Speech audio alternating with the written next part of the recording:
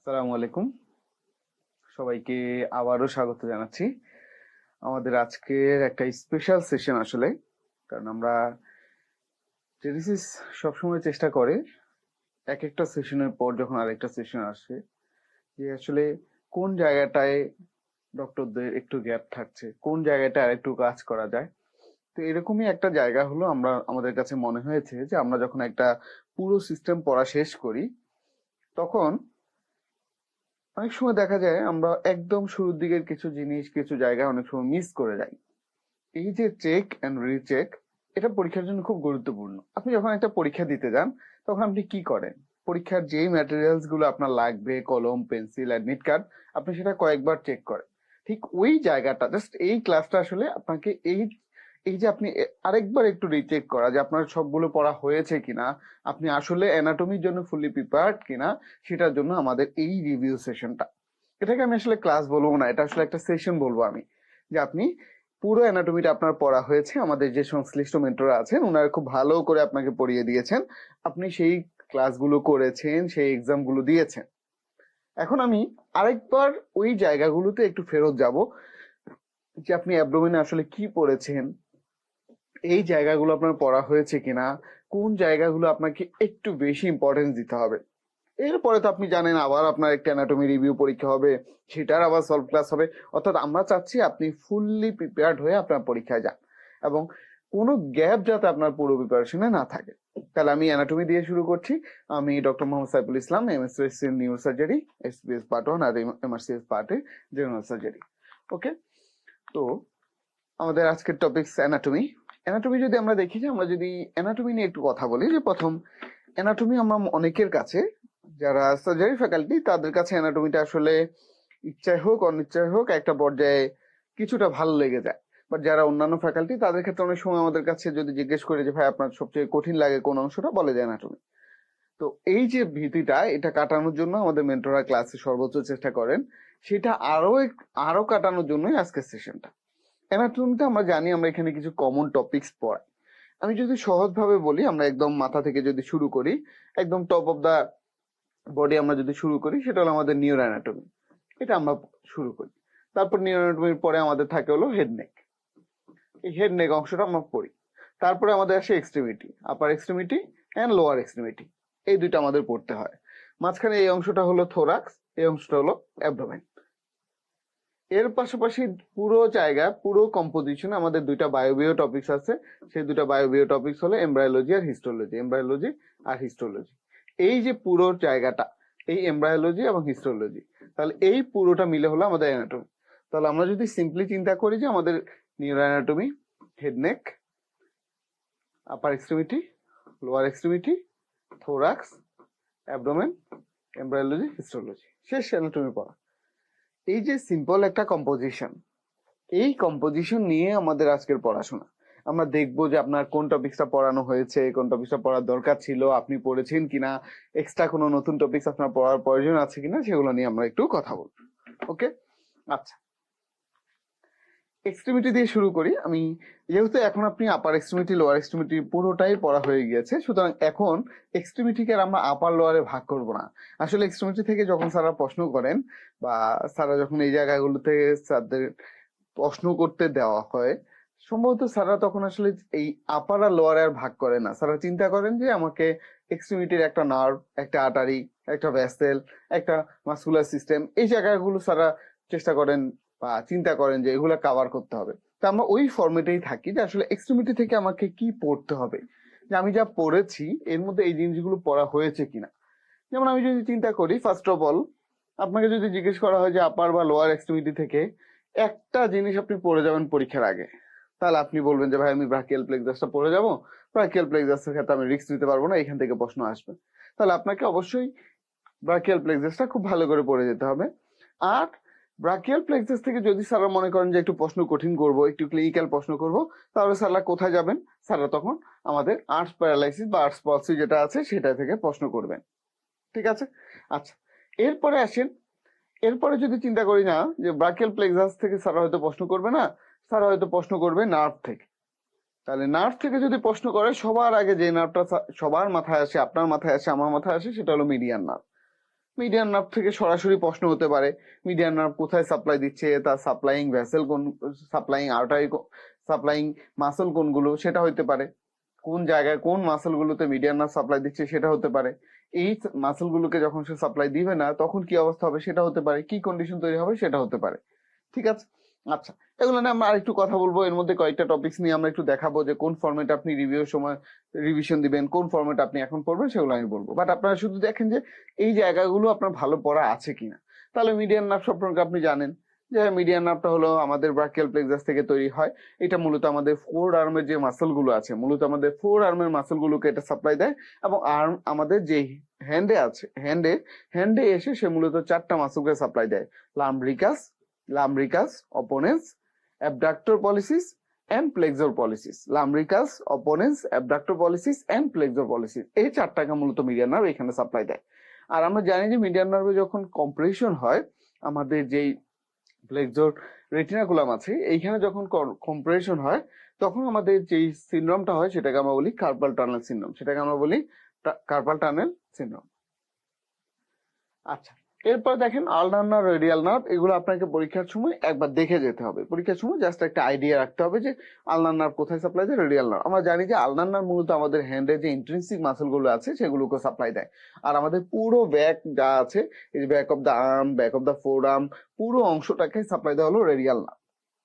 তাহলে আমি যদি সহজভাবে চিন্তা করি, আমাদের এই হাতটা যদি আমি চিন্তা করি, আমাদের যে ফোর আর্মের যে অ্যান্টেরিয়র অংশটা আছে, ফ্লেক্সর অংশটা, এখানে সাপ্লাই দেয় হলো আমাদের মিডিয়ান নার্ভ।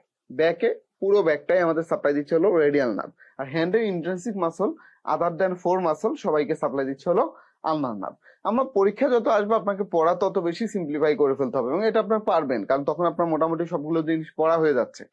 ঠিক আছে, আচ্ছা পায়ে যদি দেখি, পায়ে যদি একটা নার্ভ পড়তে হয়, পায়ে কমন পেরোনিয়াল নার্ভ। আমরা জানি আমাদের খুবই গুরুত্বপূর্ণ একটা নার্ভ, আমাদের সায়াটিক নার্ভের একটা গুরুত্বপূর্ণ কম্পোনেন্ট হলো কমন পেরোনিয়াল নার্ভ, যেটা আবার দুইটা ভাগে ভাগ হয়, একটা হলো সুপারফিশিয়াল পেরোনিয়াল নার্ভ, একটা হলো ডিপ পেরোনিয়াল নার্ভ। এবং এই পেরোনিয়াল নার্ভটা আমাদের যে পায়ের যে মুভমেন্ট গুলো, আমাদের ডর্সিফ্লেকশন, প্লান্টার ফ্লেকশন, ইনভার্সন, ইভার্সন, এই সবগুলো জায়গায় আমাদেরকে হেল্প করে মূলত আমাদের কমন পেরোনিয়াল নার্ভ, সেটাও আমরা জানি।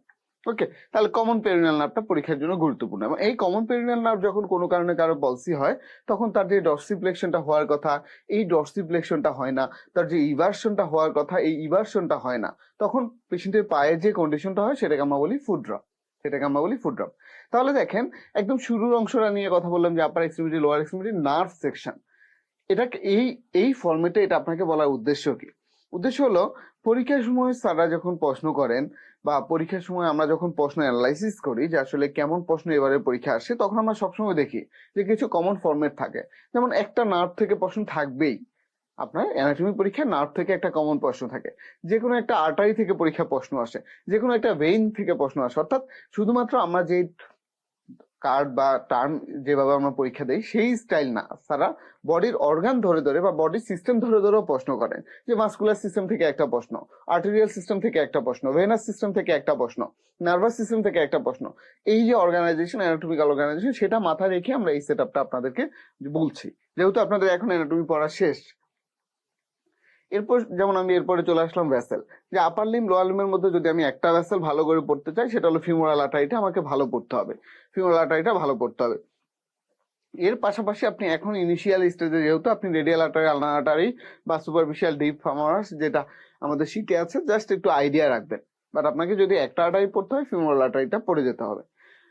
মাসলটা পরীক্ষার জন্য ইনফিনিট স্টার পরীক্ষা আমরা যেটা দেখি যে দুইটা জায়গা থেকে কখনোই এক্সট্রিমিটি মিস হয় না, একটা হলো নার্ভ আর একটা হলো মাসল। নার্ভ এবং মাসল থেকে এক্সট্রিমিটির প্রশ্ন থাকবেই।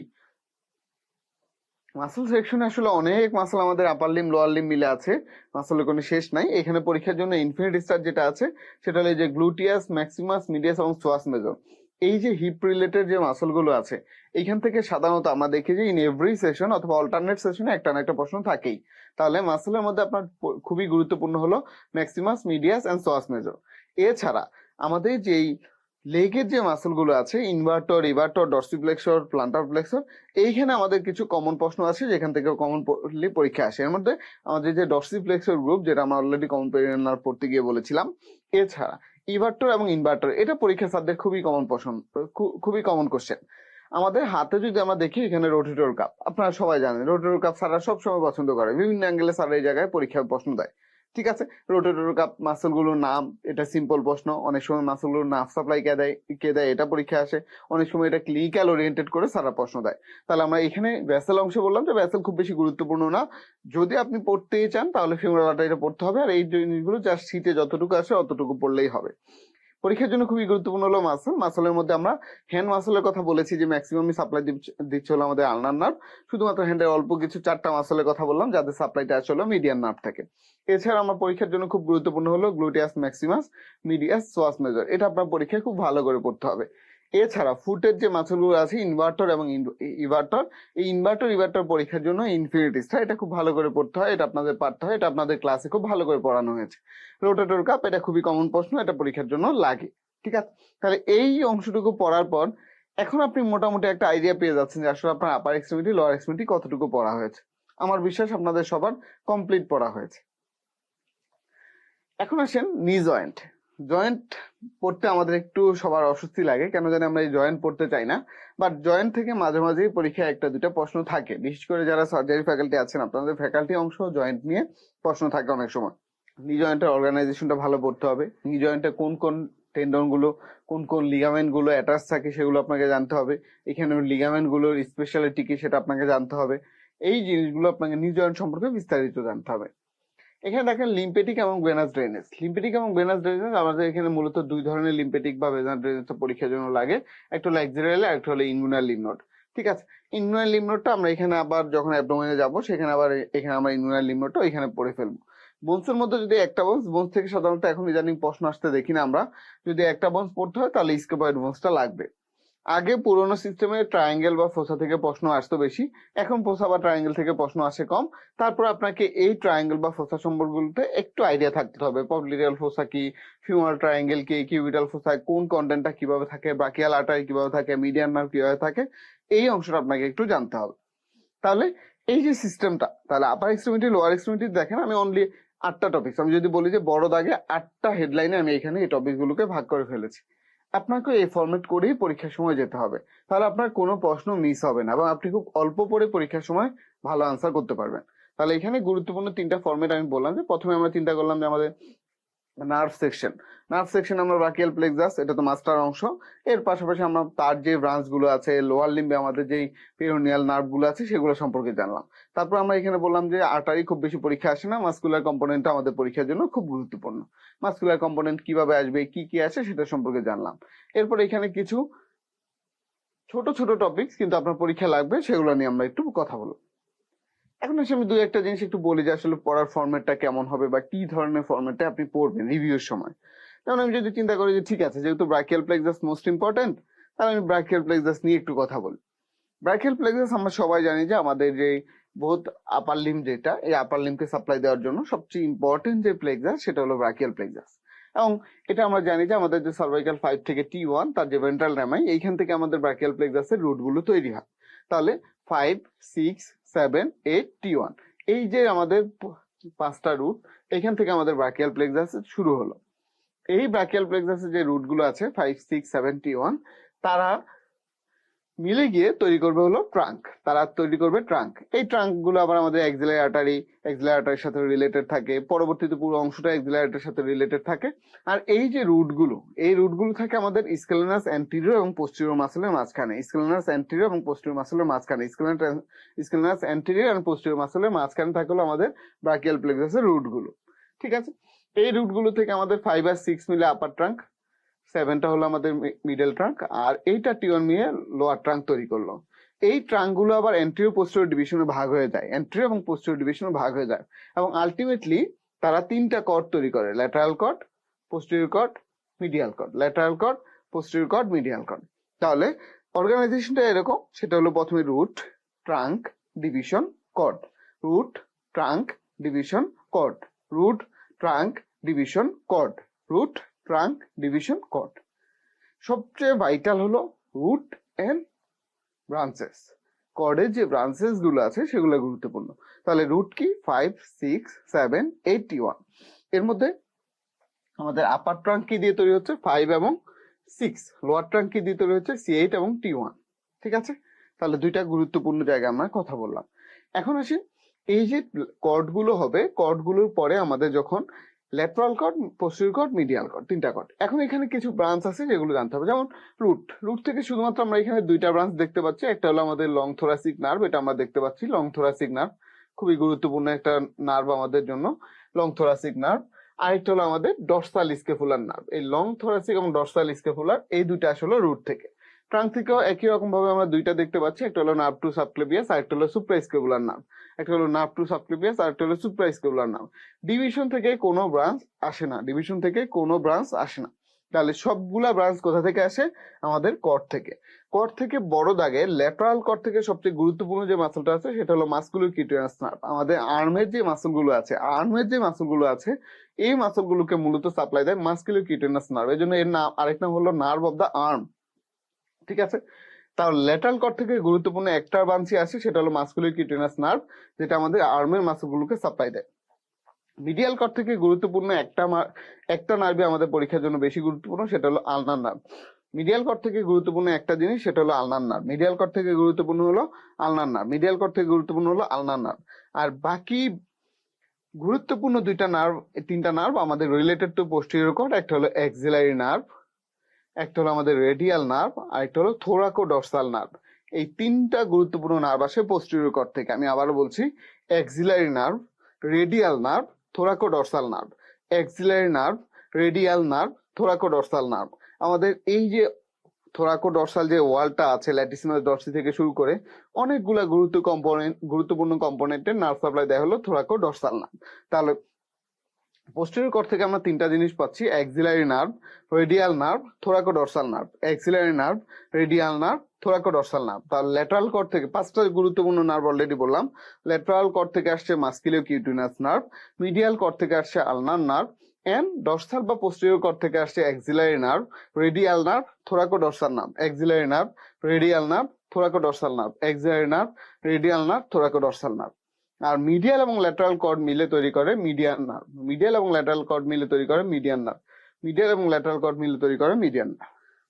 ওকে, তাহলে এইটা যদি আপনি এই জায়গাটা এইভাবে পড়েন, তাহলে আপনার পরীক্ষার সময় পড়াটা খুব বেশি কঠিন মনে হবে না। তাহলে ব্রাকিয়াল প্লেক্সাস আমরা সহজ করে বলছি, root, trunk, division, cord. Root কি কি? 5, 6, 7, 8, T1 কোথায় থাকে? স্কেলেনাস অ্যান্টেরিয়র এবং পোস্টেরিয়রের মাঝামাঝি। রুট থেকে সাধারণত দুইটা ব্রাঞ্চ তৈরি হয়, একটা হলো লং থোরাসিক নার্ভ, যেটা সেরাটাস অ্যান্টেরিয়রকে সাপ্লাই দেওয়ার জন্য চলে যায়, আর একটা হলো আমাদের ডর্সাল স্কেপুলার নার্ভ। ট্রাঙ্ক থেকে আসে সুপ্রা স্কেপুলার নার্ভ এবং নার্ভ টু সাবক্লেভিয়াস, যেটা রোটেটর কাপে সাপ্লাই। এই পুরো সিস্টেমটা হলো আমাদের রোটেটর কাপকে সাপ্লাই দেয়। আর ডিভিশন থেকে আমাদের কোনো ব্রাঞ্চ আসে না, এবং আমরা বলেছি এই অংশটা কার সাথে রিলেটেড? এক্সিলারি আর্টারির সাথে রিলেটেড। মূলত রুট থেকে ট্রাঙ্ক, ট্রাঙ্ক থেকে ডিভিশন, ডিভিশন থেকে কর্ড, এবং এটা এক্সিলারি আর্টারির সাথে রিলেটেড থাকে। এবং কর্ডের ক্ষেত্রে আমরা বলেছি ল্যাটারাল কর্ড থেকে আসবে মাসকুলার কিউটেনাস নার্ভ, যেটা আমাদের আর্মের যে মাসলগুলো আছে তাদেরকে সাপ্লাই দিবে। ডর্সাল কর্ড থেকে আমরা বলেছি axillary nerve, radial nerve and thoracodorsal nerve. Thoracodorsal নার্ভের সবচেয়ে ইম্পর্টেন্ট যে সাপ্লাই জোন সেটা হলো ল্যাটিসিমাস ডরসি। এরপর আমরা চলে আসছি মিডিয়াল যে কর্ডটা, এই মিডিয়াল কর্ডে আমরা বলেছি এখান থেকে আসবে হলো আলনার নার্ভ। মিডিয়াল কর্ড থেকে আসবে আলনার নার্ভ, মিডিয়াল কর্ড থেকে আসবে আলনার নার্ভ। মিডিয়াল এবং ল্যাটারাল মিলে তৈরি করবে মিডিয়ান নার্ভ, মিডিয়াল এবং ল্যাটারাল মিলে তৈরি করবে মিডিয়ান নার্ভ, মিডিয়াল এবং ল্যাটারাল মিলে তৈরি করবে মিডিয়ান নার্ভ। ঠিক আছে, তাহলে এই ফরম্যাটে আপনি পরীক্ষার সময় পড়তে হবে। তারপর প্রশ্নগুলো কেমন আসবে? প্রশ্নগুলো আসবে ইজি, যেমন posterior cord of the brachial plexus থেকে কোন কোন ব্রাঞ্চ আসে, তাহলে কিন্তু আপনি মুখস্থই বলে দিতে পারছেন যে পোস্টেরিয়র কর্ড থেকে আমরা চিন্তা করি যে তিনটা গুরুত্বপূর্ণ নার্ভের কথা আমরা বলেছি। একটা হলো আমাদের এক্সিলারি নার্ভ, রেডিয়াল নার্ভ, আরেকটা ছিল থোরাকোডর্সাল নার্ভ, আরেকটা ছিল থোরাকোডর্সাল নার্ভ, আরেকটা ছিল থোরাকোডর্সাল নার্ভ, আরেকটা ছিল থোরাকোডর্সাল নার্ভ। ঠিক আছে, তাহলে আপনার জন্য কিন্তু খুবই ইজি প্রশ্ন। একইভাবে যদি একটু পেঁচায় প্রশ্ন আসে যে ব্রাকিয়াল প্লেক্সাস যে রুট গুলো ছিল সেগুলো কোথা থেকে আসে, আমি বলেছি এটা স্কেলেনাস অ্যান্টেরিয়র এবং পোস্টেরিয়র মাঝখানে থাকে।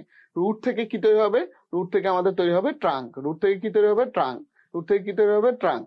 তারপর এখানে দেখেন লেখা আছে give branches to the extensor muscle of the upper limb by lateral cord. আমরা জানি আমাদের যে এক্সটেন্সর মাসল গুলো আছে এই মাসল গুলোকে সাপ্লাই দেয় radial nerve, and radial nerve is from the posterior cord. Radial nerve is from the posterior cord. Radial nerve কোথা থেকে আসে? posterior cord থেকে। থোরাকোডর্সাল নার্ভ যেটা ল্যাটিসিমাস ডরসিকে সাপ্লাই দেয় সেটাও কোন জায়গা থেকে আসবে? posterior cord থেকে। কোথা থেকে আসবে? posterior cord থেকে। কোথা থেকে আসবে? posterior cord থেকে। আর সেটা একদম ইজি কথা, ওটা পড়ার না পড়া সেম, ওটা পড়লেও পারবে না পড়লেও পারবে। ওকে, এটা একটা ক্লিনিক্যাল প্রশ্ন, যে স্যাররা যদি মনে করেন আমি প্রশ্নটা একটু ক্লিনিক্যাল করব। যেমন আমরা জানি আমাদের যেই আপার ট্রাঙ্ক লোয়ার ট্রাঙ্ক আমরা বললাম, এখানে আপার ট্রাঙ্কে যখন প্যারালাইসিস হয় সেটাকে আমরা আর্টস প্যারালাইসিস বা আর্টস পালসি বলি। এটা যখন হয় তার যখন আপার ট্রাঙ্ক কাজ করবে না, আপার ট্রাঙ্ক রিলেটেড যে মাসলগুলো আছে, বিশেষ করে আমাদের মাসকুলার কিউটেনাসের সাথে রিলেটেড যে মাসলগুলো আছে, এই আপার ট্রাঙ্কের সাথে রিলেটেড যে মাসলগুলো আছে তারা যখন কাজ করবে না, তখন পেশেন্টের এই কন্ডিশন তৈরি হবে। এটা একদম ফিক্সড পয়েন্ট, একদম এই চারটা জিনিস আপনার একটা পেশেন্ট এরকম থাকবে। এটা এই পয়েন্টটাকে বলা হয় আমাদের ওয়েটার টিপ ডিফর্মিটি বলা হয়। এই জাস্ট পেশেন্টের আর্মটা এরকম আমাদের মিডিয়ালি রোটেটেড হয়ে থাকবে, এলবোটা এক্সটেন্ডেড থাকবে, ফোর আর্মটা প্রোনেটেড থাকবে, রিস্ট ফ্লেক্স থাকবে। এই যে আমাদের আপার ট্রাঙ্ক তো ব্রাকিয়াল প্লেক্সাসে যখন লেশন হয় তখন পেশেন্টের এই কন্ডিশনটা তৈরি হয়। এখানে আমরা অনেকগুলা ফিগার এখানে সুন্দর করে দিয়ে দিয়েছি, সব একই জিনিস দেওয়া আছে। তাহলে আর্টস প্যারালাইসিস যদি বুঝতে হয় তাহলে আপনাকে জাস্ট এই ফিগারটা বুঝতে হবে। পেশেন্টের আপার ট্রাঙ্ক কাজ করছে না, তাহলে আপার ট্রাঙ্কের সাথে রিলেটেড যতগুলো মাসল আছে, আপার ট্রাঙ্কের সাথে রিলেটেড মূলত আমাদের আর্মের মাসলগুলো এবং শোল্ডার জয়েন্টের মাসলগুলো। এই জন্য আপার ট্রাঙ্ক যখন আর্টস প্যারালাইসিস যখন হবে তখন তার এই যে আমাদের শোল্ডার জয়েন্টটা সেটা কাজ করবে না, তখন তার এইখানে সবচেয়ে গুরুত্বপূর্ণ যে ঘটনাগুলো ঘটবে, তার এটা মিডিয়ালি রোটেটেড হয়ে থাকবে এবং তার ফ্লেক্সিয়ন হবে না, তার এলবোটা এক্সটেন্ডেড হয়ে থাকবে, রিস্টটা ফ্লেক্সড হয়ে থাকবে এবং তার সুপারনেশন হবে না, সে প্রোনেটেড অবস্থায় থাকবে। সুপারনেশন হবে না, প্রোনেটেড অবস্থায় থাকবে। এরপর আসেন একটা মাসল নিয়ে একটু কথা বলি। মাসল যদি আসেও আমাদের পরীক্ষায়, সবচেয়ে গুরুত্বপূর্ণ মাসল হলো এখানে আমাদের ইনভার্টর এবং ইভার্টর। এটা পরীক্ষার জন্য খুব গুরুত্বপূর্ণ। যেমন আমরা যদি চিন্তা করি আমাদের যে লেগের যে অ্যান্টেরিয়র কম্পার্টমেন্ট, এই অ্যান্টেরিয়র কম্পার্টমেন্টের যে মাসল গুলো থাকে তারা মূলত ডরসিফ্লেকশন করে। কি করে? ডরসিফ্লেকশন করে। এই ডরসিফ্লেকশন করতে গেলে সবচেয়ে গুরুত্বপূর্ণ যে মাসলটা সেটা হলো টিবিয়ালিস অ্যান্টেরিয়র। টিবিয়ালিস অ্যান্টেরিয়র। ঠিক আছে। আর পরীক্ষায় সবচেয়ে বেশি যেটা আসে সেটা হলো ইনভার্টর আর ইভার্টর। আমরা জানি যে আমাদের ইনভার্টর আর ইভার্টর যদি আমরা চিন্তা করি, ইভার্টরটা পড়তে হয় বেশি পেরোনিয়াস লঙ্গাস এবং ব্রেভিস। মেইন ইভার্সন হলো পেরোনিয়াস লঙ্গাস এবং ব্রেভিস। মেইন ইভার্সন করে পেরোনিয়াস লঙ্গাস এন্ড ব্রেভিস। ঠিক আছে, পেরোনিয়াস লঙ্গাস এন্ড ব্রেভিস এর হলো মেইন ইভার্টর। আর মেইন ইনভার্সন করে হলো tibialis anterior and tibialis posterior. Anterior and posterior দুইটা মিলিয়ে আমাদের ইনভার্সনটা করে। তাহলে আমি পায়ে আসি, ওটা মনে করেন ভুলে গেছেন, আবারও একই জিনিস আপনাদের পড়া, তাহলে বুঝতে সুবিধা হবে। আমরা যদি এটাকে আমাদের লেগ চিন্তা করি, লেগের অ্যান্টেরিয়র যে কম্পার্টমেন্টটা, সেখানে আমরা জানি টিবিয়ালিস অ্যান্টেরিয়র থাকে, তার অ্যাসিস্ট্যান্ট হিসেবে আবার অনেকগুলো এক্সটেনসর মাসল থাকে। আর পোস্টেরিয়রলি আমাদের থাকে টিবিয়ালিস পোস্টেরিয়র, সেটা আমাদের প্লান্টার ফ্লেকশনে হেল্প করে এবং তার অ্যাসিস্ট্যান্টে আর অনেকগুলো ফ্লেক্সর মাসল থাকে। ঠিক আছে। আর গুরুত্বপূর্ণ জিনিস হলো তার ল্যাটারালি, আমাদের লেগের ল্যাটারালি এখানে যে মাসল গ্রুপটা থাকে সেটাকে আমরা বলি ইভার্টর। এখানে গুরুত্বপূর্ণ তিনটা মাসল আছে, একটা হলো পেরোনিয়াস লঙ্গাস, ব্রেভিস এন্ড টার্সিয়াস। এই অ্যান্টেরিয়র কম্পার্টমেন্টের মাসল গুলো আছে, এদেরকে সাপ্লাই দেয় ডিপ পেরোনিয়াল নার্ভ। ল্যাটারাল কম্পার্টমেন্টে যেটা আছে পেরোনিয়াস লঙ্গাস এবং ব্রেভিস, এদেরকে সাপ্লাই দেয় সুপারফিশিয়াল পেরোনিয়াল নার্ভ। এবং পোস্টেরিয়র কম্পার্টমেন্টে যারা আছে তাদেরকে সাপ্লাই দেয় হলো আমাদের টিবিয়াল নার্ভ। তাহলে অ্যান্টেরিয়র কম্পার্টমেন্টে যারা আছে টিবিয়ালিস অ্যান্টেরিয়র থেকে শুরু করে বাকি সবাইকে সাপ্লাই দেয় হলো ডিপ পেরোনিয়াল নার্ভ। আমাদের যে ইভার্টর যে গ্রুপটা আছে পেরোনিয়াস লঙ্গাস এবং ব্রেভিস, এদেরকে সাপ্লাই দেয় সুপারফিশিয়াল পেরোনিয়াল নার্ভ। ঠিক আছে। আর পোস্টেরিয়র কম্পার্টমেন্টে যারা আছে তাদেরকে সাপ্লাই দেওয়া হলো আমাদের টিবিয়াল নার্ভ। ওকে। এখন কোনো কারণে পেশেন্টের যদি আমরা চিন্তা করি যে পেশেন্টের কোনো কারণে যদি পেরোনিয়াল নার্ভে ইনজুরি হয়, যেমন সেটা হতে পারে নেক of the fibula. Common peroneal nerve সবচেয়ে বেশি ইনজুরি হয় নেক অফ দ্য ফিবুলার কাছে, আপনারা জানেন। তাহলে নেক অফ দ্য ফিবুলার কাছে যদি পেরোনিয়াল নার্ভ ইনজুরি হয় তাহলে পেশেন্টের কি হবে? পেশেন্টের যে ডরসিফ্লেকশন হওয়ার কথা সেটা হবে না, পেশেন্টের যে ইভার্সন হওয়ার কথা সেটা হবে না। তাহলে পাটা কেমন হবে? প্লান্টার ফ্লেকশন এবং ইনভার্সন। এই যে প্লান্টার ফ্লেকশন এবং ইনভার্সন, পা পড়ে যায়, এটাকে আমরা বলি ফুট ড্রপ। ইনভার্সন হলো মাল্টি কম্পার্টমেন্টাল, ইভার্সনটা ফিক্সড, পেরোনিয়াস লঙ্গাস ব্রেভিস। আর আমাদের সামনে এবং পিছনে যে মাসল গুলো আছে, সামনে টিবিয়ালিস অ্যান্টেরিয়র, পিছনে টিবিয়ালিস পোস্টেরিয়র, এই পুরো টিবিয়ালিস অ্যান্টেরিয়র পোস্টেরিয়র গ্রুপটা মিলে ইনভার্সনটা করবে। অ্যান্টেরিয়র এবং পোস্টেরিয়র গ্রুপ মিলে ইনভার্সনটা করবে। এবার আসি থোরাক্সে একই রকম, আপনি অনেক কিছু পড়েছেন, আমি এখন আপনাকে দেখাবো যে আপনি আসলে কতটুকু পড়েছেন বা কি আরো কি পড়ার দরকার ছিল। যেমন থোরাক্সে খুব কমন একটা প্রশ্ন আসে, স্টার্নাল অ্যাঙ্গেলে কোন কোন স্ট্রাকচার আসে বা T4 বরাবর কোন কোন স্ট্রাকচার আসে। সেটা ট্রাকিয়া থেকে শুরু করে আপনার অনেকগুলো স্ট্রাকচার আছে যেগুলো এখানে রিলেটেড। ট্রাকিয়া বলেন, আমাদের এওটা বলেন, পালমোনারি ট্রাঙ্ক বলেন, অনেক স্ট্রাকচার আছে যেগুলো T4 related, very easy question. তারপর সার্ভাইকাল রিব মাঝে মাঝে আসে। সার্ভাইকাল রিব এটার কারণে থোরাসিক আউটলেট সিনড্রোম হয়। কি হয়? থোরাসিক আউটলেট সিনড্রোম হয়। সেখানে নিউরোজেনিক কম্প্রেশন হতে পারে, ভাস্কুলার কম্প্রেশন হতে পারে। পরীক্ষার জন্য ইনফিনিট হলো ব্রেস্ট। পরীক্ষায় সাধারণত থোরাক্সের সবচেয়ে গুরুত্বপূর্ণ যে স্ট্রাকচারটা বা যেটা থেকে পরীক্ষা প্রশ্ন আসবেই, সাধারণত কখনোই মিস হয় না, সেটা হলো ব্রেস্ট। ব্রেস্ট থেকে ইনভ্যারিবলি ইন এভরি সেশন পরীক্ষা প্রশ্ন আসেই। এটার স্ট্রাকচার কি, এটা লিম্ফ্যাটিক্স কি, এটা ইভেন এটা আর্টারিয়াল সাপ্লাই, সবই পরীক্ষায় আসবে। ঠিক আছে। হার্ট থেকে স্যাররা একটা প্রশ্ন করেন। হার্ট স্যারদের কমন জায়গা, যেখান থেকে স্যাররা প্রশ্ন করেন। হার্টের ওয়েজ অফ দ্য হার্ট কি দিয়ে ফর্ম হয়েছে, একদমই সিম্পল প্রশ্ন। তারপর coronary artery, right coronary artery branch কি, লেফট করোনারি আর্টারি ব্রাঞ্চ কি, কোনটা কোন দিক দিয়ে যায়, কোনটার আমাদের অ্যাসেনোডের সাপ্লাই কে, এই একদম টিপিক্যাল প্রশ্ন এখানে থাকে।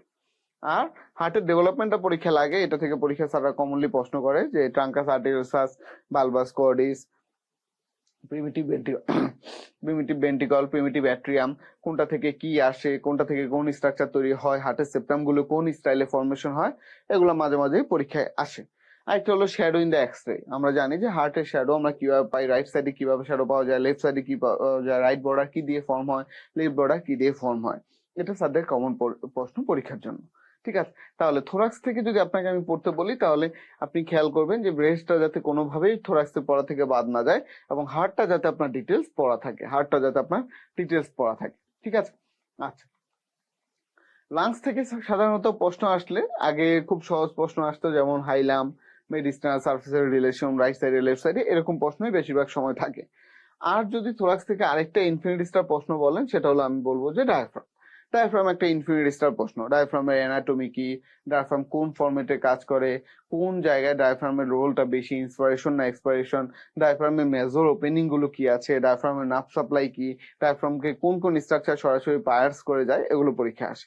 আর একটা কমন এবং সোজা প্রশ্ন আসে, সেটা হলো মেডিস্টানামের কন্টেন্ট কি।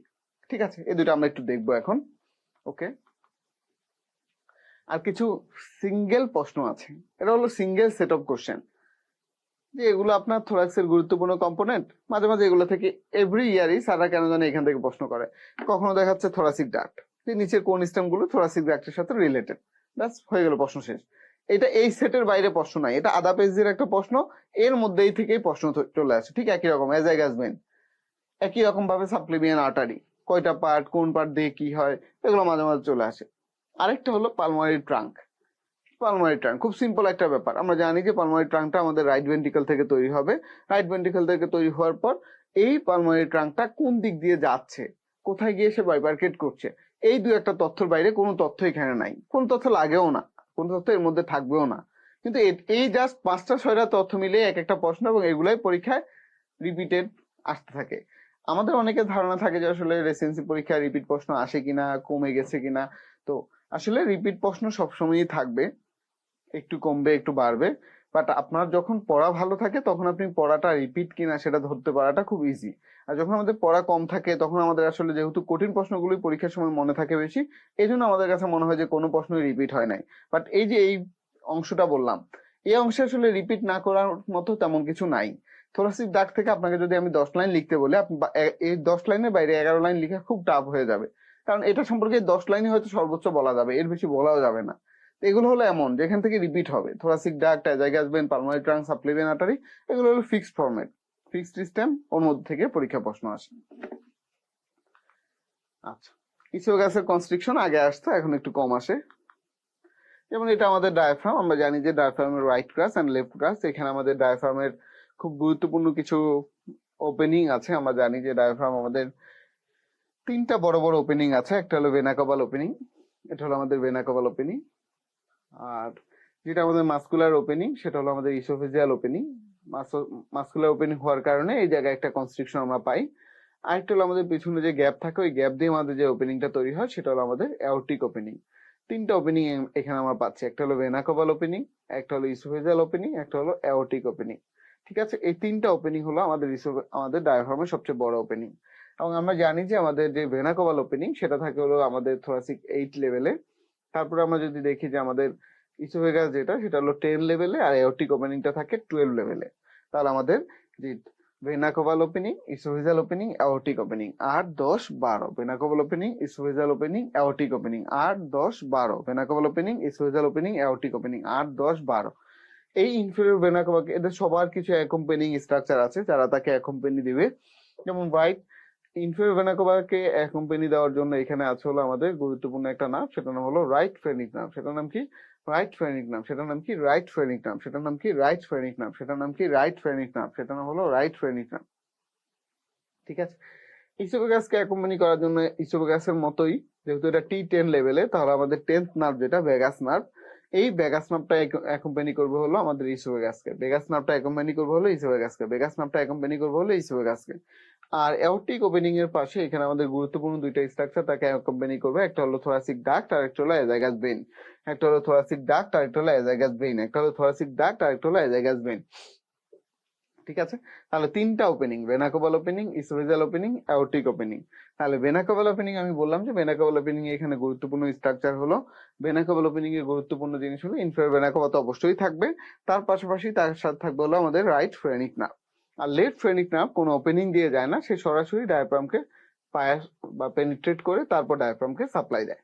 ঠিক আছে, আচ্ছা, তাহলে ইসোফেজিয়াল ওপেনিং আমরা পাচ্ছি oesophagus plus vagus nerve, oesophagus plus vagus nerve, oesophagus plus vagus nerve. আর অ্যাওর্টিক ওপেনিং এ আদার দ্যান অ্যাওর্টা আমরা পাচ্ছি হলো azygos vein and thoracic duct, azygos vein and thoracic duct, azygos vein and thoracic duct, azygos vein and thoracic duct. ঠিক আছে, এবার এটা দেখেন মেরিস্টেনাম। মেরিস্টেনামের কন্টেন্ট অনেক সময় আসে, আপনারা ভুল করেন, আসলে সহজ জিনিসও ভুল হয় অনেক সময়, পরীক্ষা এটা হতেই পারে। বাট মেরিস্টেনামের কন্টেন্ট আসলে মুখস্থ করার মতো কিছু নেই। মেরিস্টেনামে যদি আমরা সহজে চিন্তা করি, আমরা জানি যে আমাদের স্টার্নাল অ্যাঙ্গেলের উপর অংশটাকে সুপিরিয়র মেরিস্টেনাম বলা হয় আর নিচের অংশটাকে বলা হয় ইনফেরিয়র মেরিস্টেনাম। এই ইনফেরিয়র মেরিস্টেনামের সামনের অংশটা, হার্টের সামনের অংশটা অ্যান্টেরিয়র মেরিস্টেনাম, হার্ট হলো মিডিয়াল মেরিস্টেনাম আর পিছনে হলো পোস্টেরিয়র মেরিস্টেনাম। এখন অ্যান্টেরিয়র মেরিস্টেনামে আসলে কিছু নাই, থাইমাস ছাড়া অ্যান্টেরিয়র মেরিস্টেনামে কিছু নাই, লিটারালি কিছু নাই। মিডল মেরিস্টেনামে হার্ট এবং পেরিকার্ডিয়াম ছাড়া কিছু নাই। তাহলে দুইটা মেরিস্টেনাম শেষ, তাহলে কন্টেন্ট থাকেই বাকি হলো সুপিরিয়র মেরিস্টেনাম, পোস্টেরিয়র মেরিস্টেনাম। এখন এটা যদি পরীক্ষা আসে, আপনাকে যেটা চিন্তা করতে হবে, মুখস্থ না, আপনি চিন্তা করবেন আসলে কোন স্ট্রাকচারটা কোথায় যাচ্ছে।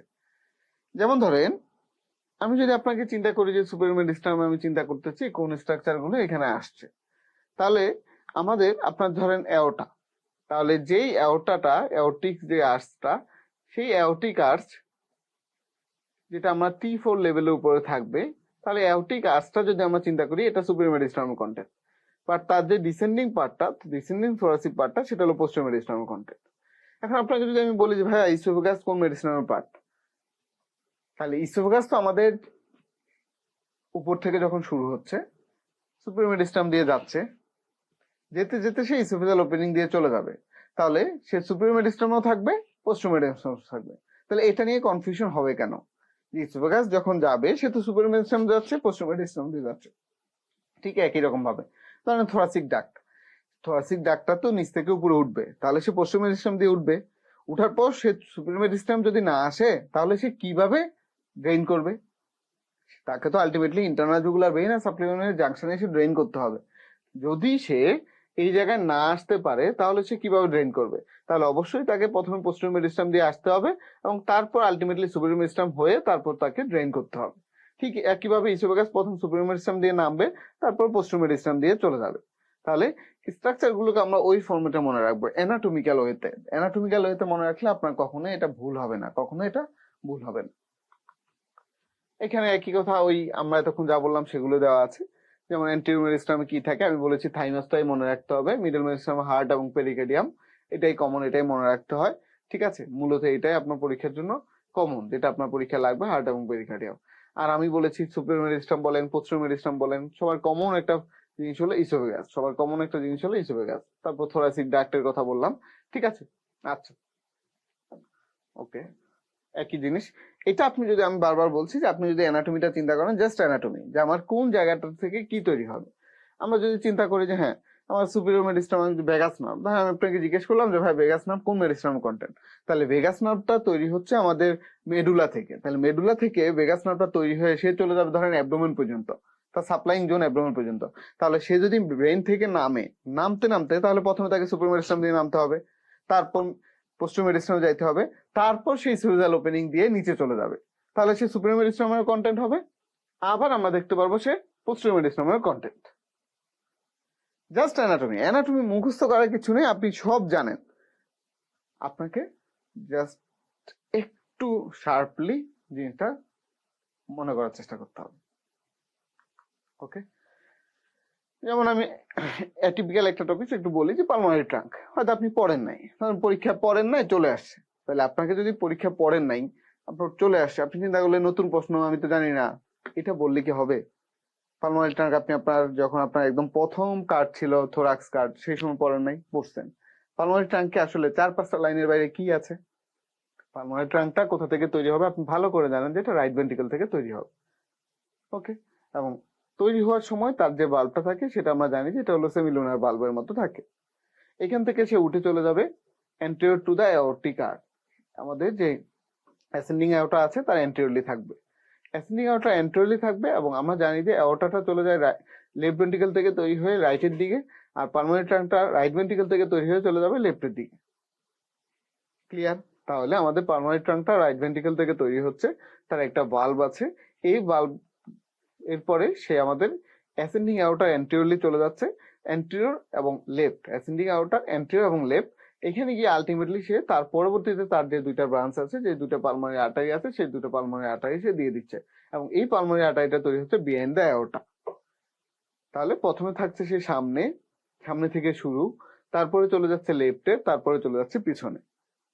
ঠিক আছে, জাস্ট এই 4-5টা লাইনের বাইরে তার পালমোনারি ট্রাঙ্ক সম্পর্কে আর কোনো তথ্য নেই, কারণ এটা তো শুরুই এখানে শেষই এখানে, এরা তথ্য কই থেকে তৈরি হবে? না তার অন্য কোনো ব্রাঞ্চ আছে, না তার অন্য কোনো টিউটারিজ আছে। ওকে ওকে, এবার আমরা চলে আসি অ্যাবডোমেনে। অ্যাবডোমেনে আসলে পড়ার কোনো শেষ নাই। আপনি যদি মনে করেন অ্যাবডোমেনে মানে অনেক কিছু পড়বেন তাহলে অনেক কিছু, আবার যদি মনে করেন না আমি সিলেক্টিভ পড়বো তাহলে সিলেক্টিভ। অ্যাবডোমেনে যেমন আমি যদি বলি যে জিআইটি, জিআইটিতে আমাদের পুরনো প্রশ্ন আদি যুগ থেকে আসে, স্টোমাক বেড, এটা সবসময় আসে। ডিউটেরামের বিভিন্ন পার্টের রিলেশন আছে যেটা আমাদের মনে রাখতে একটু কষ্ট হয়, সেটা পরীক্ষায় আসে। একটা ক্লিনিক্যাল প্রশ্ন মাঝে মাঝে আসে, সেটা হলো ম্যাকেজ ডাইভার্টিকুলাম, এটা মাঝে মাঝেই আসে। আমরা জানি যে ম্যাকেজ ডাইভার্টিকুলাম আমাদের ইন্টেস্টিনোভিটেলাইন যে ডাক্ট, তার রেমনেন্ট হিসেবে এই ম্যাকেজ ডাইভার্টিকুলামটা তৈরি হয়, এবং এখানে কিছু একটোপিক টিস্যু থাকে। এই একটোপিক টিস্যুর কারণে এটা পেশেন্টের পরবর্তীতে যাদের বডিতে ম্যাকেজ ডাইভার্টিকুলাম থাকে তাদের এখানে গ্যাস্ট্রিক আলসারেশন হয়, প্যানক্রিয়াটাইটিস হয়। ঠিক আছে, এরপরে কোলনের মধ্যে ট্রান্সভার্স কোলন, এটা খুব বেশি লাগবে না, এটা না পড়লেও হবে। গুরুত্বপূর্ণ জিনিস হলো আপনাকে রেকটাম, অ্যানাল ক্যানাল এবং স্পিংটার, এটা থেকে এভরি ইয়ার কোনো না কোনো প্রশ্ন আসে, হয় রেকটাম থেকে এবার আসছে, তাহলে পরের বার অ্যানাল ক্যানাল অথবা স্পিংটার থেকে আসবে, মানে ফরম্যাটটাই এরকম হয়ে গেছে। এজন্য আপনাকে রেকটাম, অ্যানাল ক্যানাল এবং এক্সটার্নাল স্পিংটার, ইন্টারনাল স্পিংটার, এটা পরীক্ষার জন্য ইনফিনিটি স্টার। এটা আপনারা অলরেডি পড়েছেন, এটা তুলনামূলক সোজা পড়া, বাট আপনাকে জানতে হবে যে রেকটাম থেকে, রেকটামের আমাদের যে পেরিটোনিয়াল কাভারিং আছে সেটা কি কমপ্লিট কাভারিং না ইনকমপ্লিট কাভারিং, সেই কাভারিং গুলো বিভিন্ন জায়গায় বিভিন্ন ফোল্ডিং তৈরি করে, কি তৈরি করে, রেক্টোইউটেরাইন পাউচ কার, ফিমেলদের ক্ষেত্রে কি থাকে, মেলদের ক্ষেত্রে কি থাকে। একটা পেশেন্টকে আমরা যদি ডিআরই করি, তাহলে ডিআরই করলে আমরা কোন কোন স্ট্রাকচার পাবো, মেলের ক্ষেত্রে কি পাবো, ফিমেলের ক্ষেত্রে কি পাবো। পরীক্ষায় এটা স্যারদের কেন জানি খুবই পছন্দ, ইস্টিওরেক্টাল ফোসা, এটা স্যাররা ইনভ্যারিবলি প্রতিবার পরীক্ষা দেয়। তবে যদি কখনো ইস্টিওরেক্টাল ফোসা চলে আসে, সাধারণত পরের সেশনে স্যাররা পেরিনিয়াল পাউচ দেয়, ডিপ পেরিনিয়াল পাউচটাই পরীক্ষায় বেশি আসে। আমাদের অ্যাবডোমেনে অনেকগুলো ভেসেল আছে, ভেসেলের মধ্যে সবচেয়ে গুরুত্বপূর্ণ ভেসেল হলো অ্যাবডোমিনাল অ্যাওর্টা, যেটা সবচেয়ে গুরুত্বপূর্ণ ভেসেল, যেটা আমাদের অ্যাবডোমেনের যত স্ট্রাকচার আছে সবাইকে সাপ্লাই দেয়। বাট পরীক্ষায় এখন অ্যাবডোমিনাল অ্যাওর্টার বাইরের ব্রাঞ্চ খুব কম আসে, বরং যেহেতু স্যাররা ওই অ্যাওর্টারই বিভিন্ন রকম গুরুত্বপূর্ণ ব্রাঞ্চে চলে যাচ্ছে, কখনো সিলিয়াক ট্রাঙ্ক থেকে দিচ্ছে, কখনো সুপিরিয়র মেজেন্ট্রিক আর্টারি থেকে পরীক্ষা প্রশ্ন আসছে, কখনো ইনফেরিয়র মেজেন্ট্রিক থেকে আসছে, আবার এক সেশনে দেখলাম সরাসরি স্যাররা রেনাল আর্টারি থেকে প্রশ্ন দিয়েছেন। মানে 3-4টা লাইন রেনাল আর্টারি সম্পর্কে আপনি কি বা বলবেন, এখানে বলারই বা কি আছে? একটা ওটা আমাদের এদিক দিয়ে নামছে, নামার পথে যাওয়ার সময় সে রাইট কিডনি এবং লেফট কিডনি দুইটাকে দুইটা আটাই দিয়ে যাচ্ছে, দিস ইজ রেনাল আর্টারি। যেহেতু অ্যাওর্টাটা লেফট সাইডে থাকে, তাহলে রাইট রেনাল আর্টারিটা একটু বড় হবে, লেফট রেনাল আর্টারিটা একটু ছোট হবে, কারণ লেফট সাইডে কিডনি কাছে, রাইট সাইডে কিডনি দূরে। আর রেনাল আর্টারি থেকে একটা গুরুত্বপূর্ণ আর্টারি উপরের দিকে উঠে চলে আসে, সেটা হলো ইনফেরিয়র সুপ্রারেনাল আর্টারি, যেটা আমাদের অ্যাড্রেনাল গ্ল্যান্ডকে সাপ্লাই দেয়। এই এর বাইরে রেনাল আর্টারি সম্পর্কে বলার মতোই তো তেমন কিছু নাই। তো যাই হোক, এরকম পরীক্ষা মাঝে মাঝে আসবে। আর অ্যাবডোমেনের একটা গুরুত্বপূর্ণ সিস্টেম আমাদের পরীক্ষায় আসে, সেটা হলো পোর্টোকেবল অ্যানাস্টোমোসিস। এটা স্যারদের খুব পছন্দের একটা টপিক, এবং এটার সাথে যেহেতু সার্জিক্যাল অনেকগুলো বিষয় জড়িত, এজন্য স্যাররা এটা পরীক্ষা দেয়। অনেকগুলো সার্জিক্যাল ইমার্জেন্সি আছে যেগুলো আমাদের এই পোর্টোকেবল সিস্টেমের সাথে রিলেটেড, এজন্য স্যার এটা দিয়ে দেয়। ওকে, আচ্ছা, রেনাল সিস্টেমের এই অংশটা আমি এটা বারবার একটু হাইলাইট করি, যে জেনিটারি ইউরিনারি সিস্টেমের যে অংশটা, যেহেতু স্যাররা জেনিটারি সিস্টেম থেকে বা জেনিটাল সিস্টেম থেকে পরীক্ষা প্রশ্ন কম দেয়, এই জন্য ইউরিনারি সিস্টেমটা পরীক্ষা বেশি গুরুত্ব পেয়ে যায়। এবং স্বাভাবিকভাবে আমরা দেখি যে ইন এভরি সেশন কোনো না কোনো ভাবে এই সিস্টেমটা আসে। Kidney, adrenal gland, ureter, kidney, adrenal gland, ureter, এই সিস্টেমটা কোনো না কোনো ভাবে পরীক্ষা কভার করে। তো আমার কাছে মনে হচ্ছে যে নেক্সট সেশনের জন্য আপনাদের জন্য ইউরেথ্রাটা একটু গুরুত্বপূর্ণ।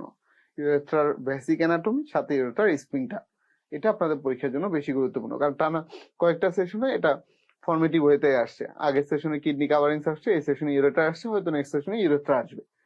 আচ্ছা, জেনিটাল সিস্টেমটা পরীক্ষায় একটু ইগনোরড, কোনো কারণে জেনিটাল সিস্টেম পরীক্ষায় খুবই কম আসে।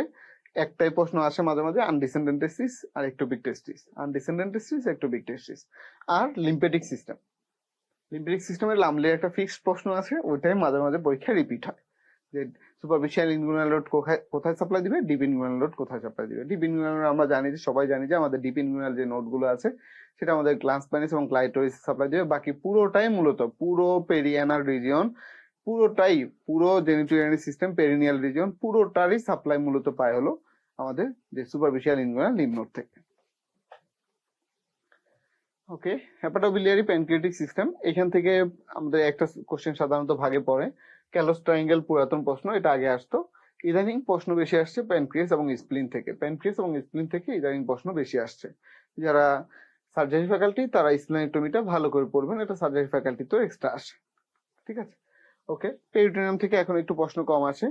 আরেকটা নতুন সিস্টেমের প্রশ্ন ইদানিং আসছে, যে সেটা হলো আপনি antero abdominal wall, posterior abdominal wall, inguinal canal, আপনি অ্যানাটমিক্যালি যে আপনি একটা পেশেন্টে অ্যান্টেরো অ্যাবডোমিনাল ওয়ালে ইনসিশন দিবেন, কোন কোন লেয়ার পাবেন, একটা সেশন পোস্টেরিয়র ওয়ালে ইনসিশন কোন কোন লেয়ার পাবেন, আপনি একটা পেশেন্টের লাম্বার পাংচার করবেন, কোন কোন লেয়ার পাস করে তারপর আপনি যাবেন, আপনি একটা পেশেন্টকে ইনগুইনাল হার্নিওটমি করবেন, কোন কোন লেয়ার ক্রস করে আপনি ইনডাইরেক্ট ইনগুইনাল হার্নিয়ার কাছে যাবেন।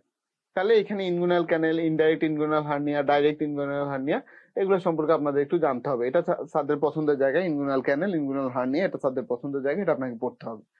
ঠিক আছে, ওকে।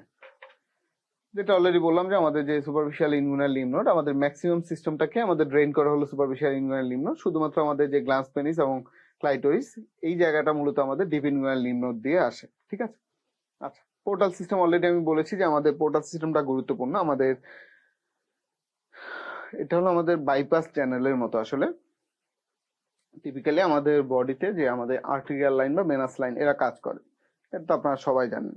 এর বাইরে বডিতে দুইটা জায়গায় মূলত পোর্টাল সিস্টেম কাজ করে, একটা হলো লিভারে, একটা হলো পিটুইটারি গ্ল্যান্ডে, অ্যান্টেরিয়র পিটুইটারি এবং লিভার। এই দুইটার মূলত সিস্টেমটা, পুরো সিস্টেমটা হলো পোর্টাল সিস্টেম, এবং এই পোর্টাল সিস্টেমটাই হলো লিভারের মূল সিস্টেম। যদি জিজ্ঞেস করা হয় যে লিভারের মূল সাপ্লাইং জোন কি, মূল সাপ্লাইং থিংস কি, পরীক্ষা যদি এসবিএ তেও আসে, তাহলে উত্তর হবে পোর্টাল ভেইন। আচ্ছা, এই পোর্টাল সিস্টেমটা আমাদের সিস্টেমিক সার্কুলেশন এবং পোর্টাল সার্কুলেশন দুইটার বিভিন্ন কম্বিনেশন আমরা এখানে দেখতে পাই। আমাদের সিস্টেমিক সার্কুলেশন এবং পোর্টাল ভেনাস সিস্টেম দুইটার জাংশনাল জোন আছে। এর মধ্যে সবচেয়ে ইম্পর্টেন্ট একটা জোন আছে আমাদের লোয়ার বর্ডার বা ইসোফেগাস, এটা একটা গুরুত্বপূর্ণ জোন, লোয়ার বর্ডার বা ইসোফেগাস, যেখানে আমাদের এই সিস্টেমিক এবং পোর্টাল সার্কুলেশনের কানেকশন হয়। লিভারে একটা কানেকশন হয়, এখানে আমরা একটা লিভারের কানেকশন দেখতে পাই। রেট্রোপেরিটোনিয়াল ওয়ালে আমাদের বিভিন্ন কানেকশন থাকে। রেট্রোপেরিটোনিয়াল ওয়ালে গুরুত্বপূর্ণ একটা কানেকশন হলো আম্বিলিকাস, আর একটা হলো আমাদের রেকটাম। পাঁচটা গুরুত্বপূর্ণ সাইট এখানে আমরা পাই। উপরে যদি আমরা চিন্তা করি lower end of oesophagus, lower end of ইসোফেগাসে যখন এই যে পোর্টো সিস্টেমিক যে জাংশন থাকে, সেটাতে যখন কোনো কারণে অ্যাবনর্মালিটি হয়, কোনো কারণে যদি ফ্লো বেড়ে যায় বা টক্সিসিটি হয়, তখন যে সিস্টেমটা তৈরি হয় সেটাকে আমরা বলি oesophageal varices, oesophageal varices, oesophageal varices, oesophageal varices. এছাড়া একই রকম সিস্টেম আমাদের লিভারে পারসিস্ট করে, আমাদের অ্যাবডোমিনাল ওয়ালে পারসিস্ট করে। আম্বিলিকাসে যে সিস্টেমটা থাকে সেখানে যদি কখনো লেশন হয়, সেটাকে আমরা তখন ক্যাপুট মেডুসা বা মেডুসি যে নামে ইচ্ছা ডাকেন। আর রেকটাম, এখানে superior rectal vein, inferior rectal vein, এদের মাঝখানে একটা জাংশন থাকে, পোর্টোসিস্টেমিক জাংশন। এটার কারণে পেশেন্টের কি হয়, হেমোরয়েড হয়। কি হয়, হেমোরয়েড হয়। ঠিক আছে, এই যে প্রশ্ন সুন্দর করে দেওয়া আছে পরীক্ষার প্রশ্ন, এইভাবেই ফরম্যাটে পরীক্ষা আসে যে নিচে কোন সাইট গুলো পোর্টোকেবল অ্যানাস্টোমোসিসের জন্য কমন সাইট। তাহলে এটা আপনার জন্য মোটেই কঠিন কোনো প্রশ্ন না।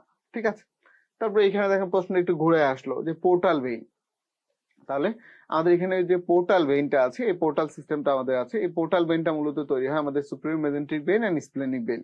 এই যে সুপিরিয়র মেজেন্ট্রিক ভেইন এবং স্প্লেনিক ভেইন, এটার মাধ্যমে আমাদের মূলত পোর্টাল সিস্টেম বা পোর্টাল ভেনাস সিস্টেমটা রান করে, এবং এটা মূলত ড্রেন করে কোথায়? লিভারে। কোথায় ড্রেন করে? লিভারে। কোথায় ড্রেন করে? লিভারে। কোথায় ড্রেন করে? লিভারে। কোথায় ড্রেন করে? লিভারে। ওকে, এরপর আসেন এমব্রায়োলজি। এমব্রায়োলজি একটা বায়বীয় পড়া, কারণ আপনি তো এটা দেখতে পাচ্ছেন না, তাহলে বাট ইজি। এমব্রায়োলজি যদি আপনি পড়ে থাকেন তাহলে ইজি। এমব্রায়োলজি থেকে সবচেয়ে গুরুত্বপূর্ণ হলো ডেরিভেটিভস, তাতে কোনো সন্দেহ নাই। এবং ডেরিভেটিভস গুলো আপনারা সবসময় সিরিয়ালে মনে রাখবেন। বরং দ্য ভেরি ফার্স্ট ডে, একদম প্রথম যখন জাইগোট হবে, তারপর থেকে কিভাবে সেই জাইগোট থেকে ধীরে ধীরে ক্লিভেজ হচ্ছে, ফার্স্ট উইকে কি কি ইভেন্ট ঘটছে, সেকেন্ড উইকে কি কি ইভেন্ট ঘটছে, এই ফরম্যাটে মনে রাখবেন। এই ফরম্যাটে মনে রাখলে আপনার এমব্রায়োলজিটা ইজি মনে হবে।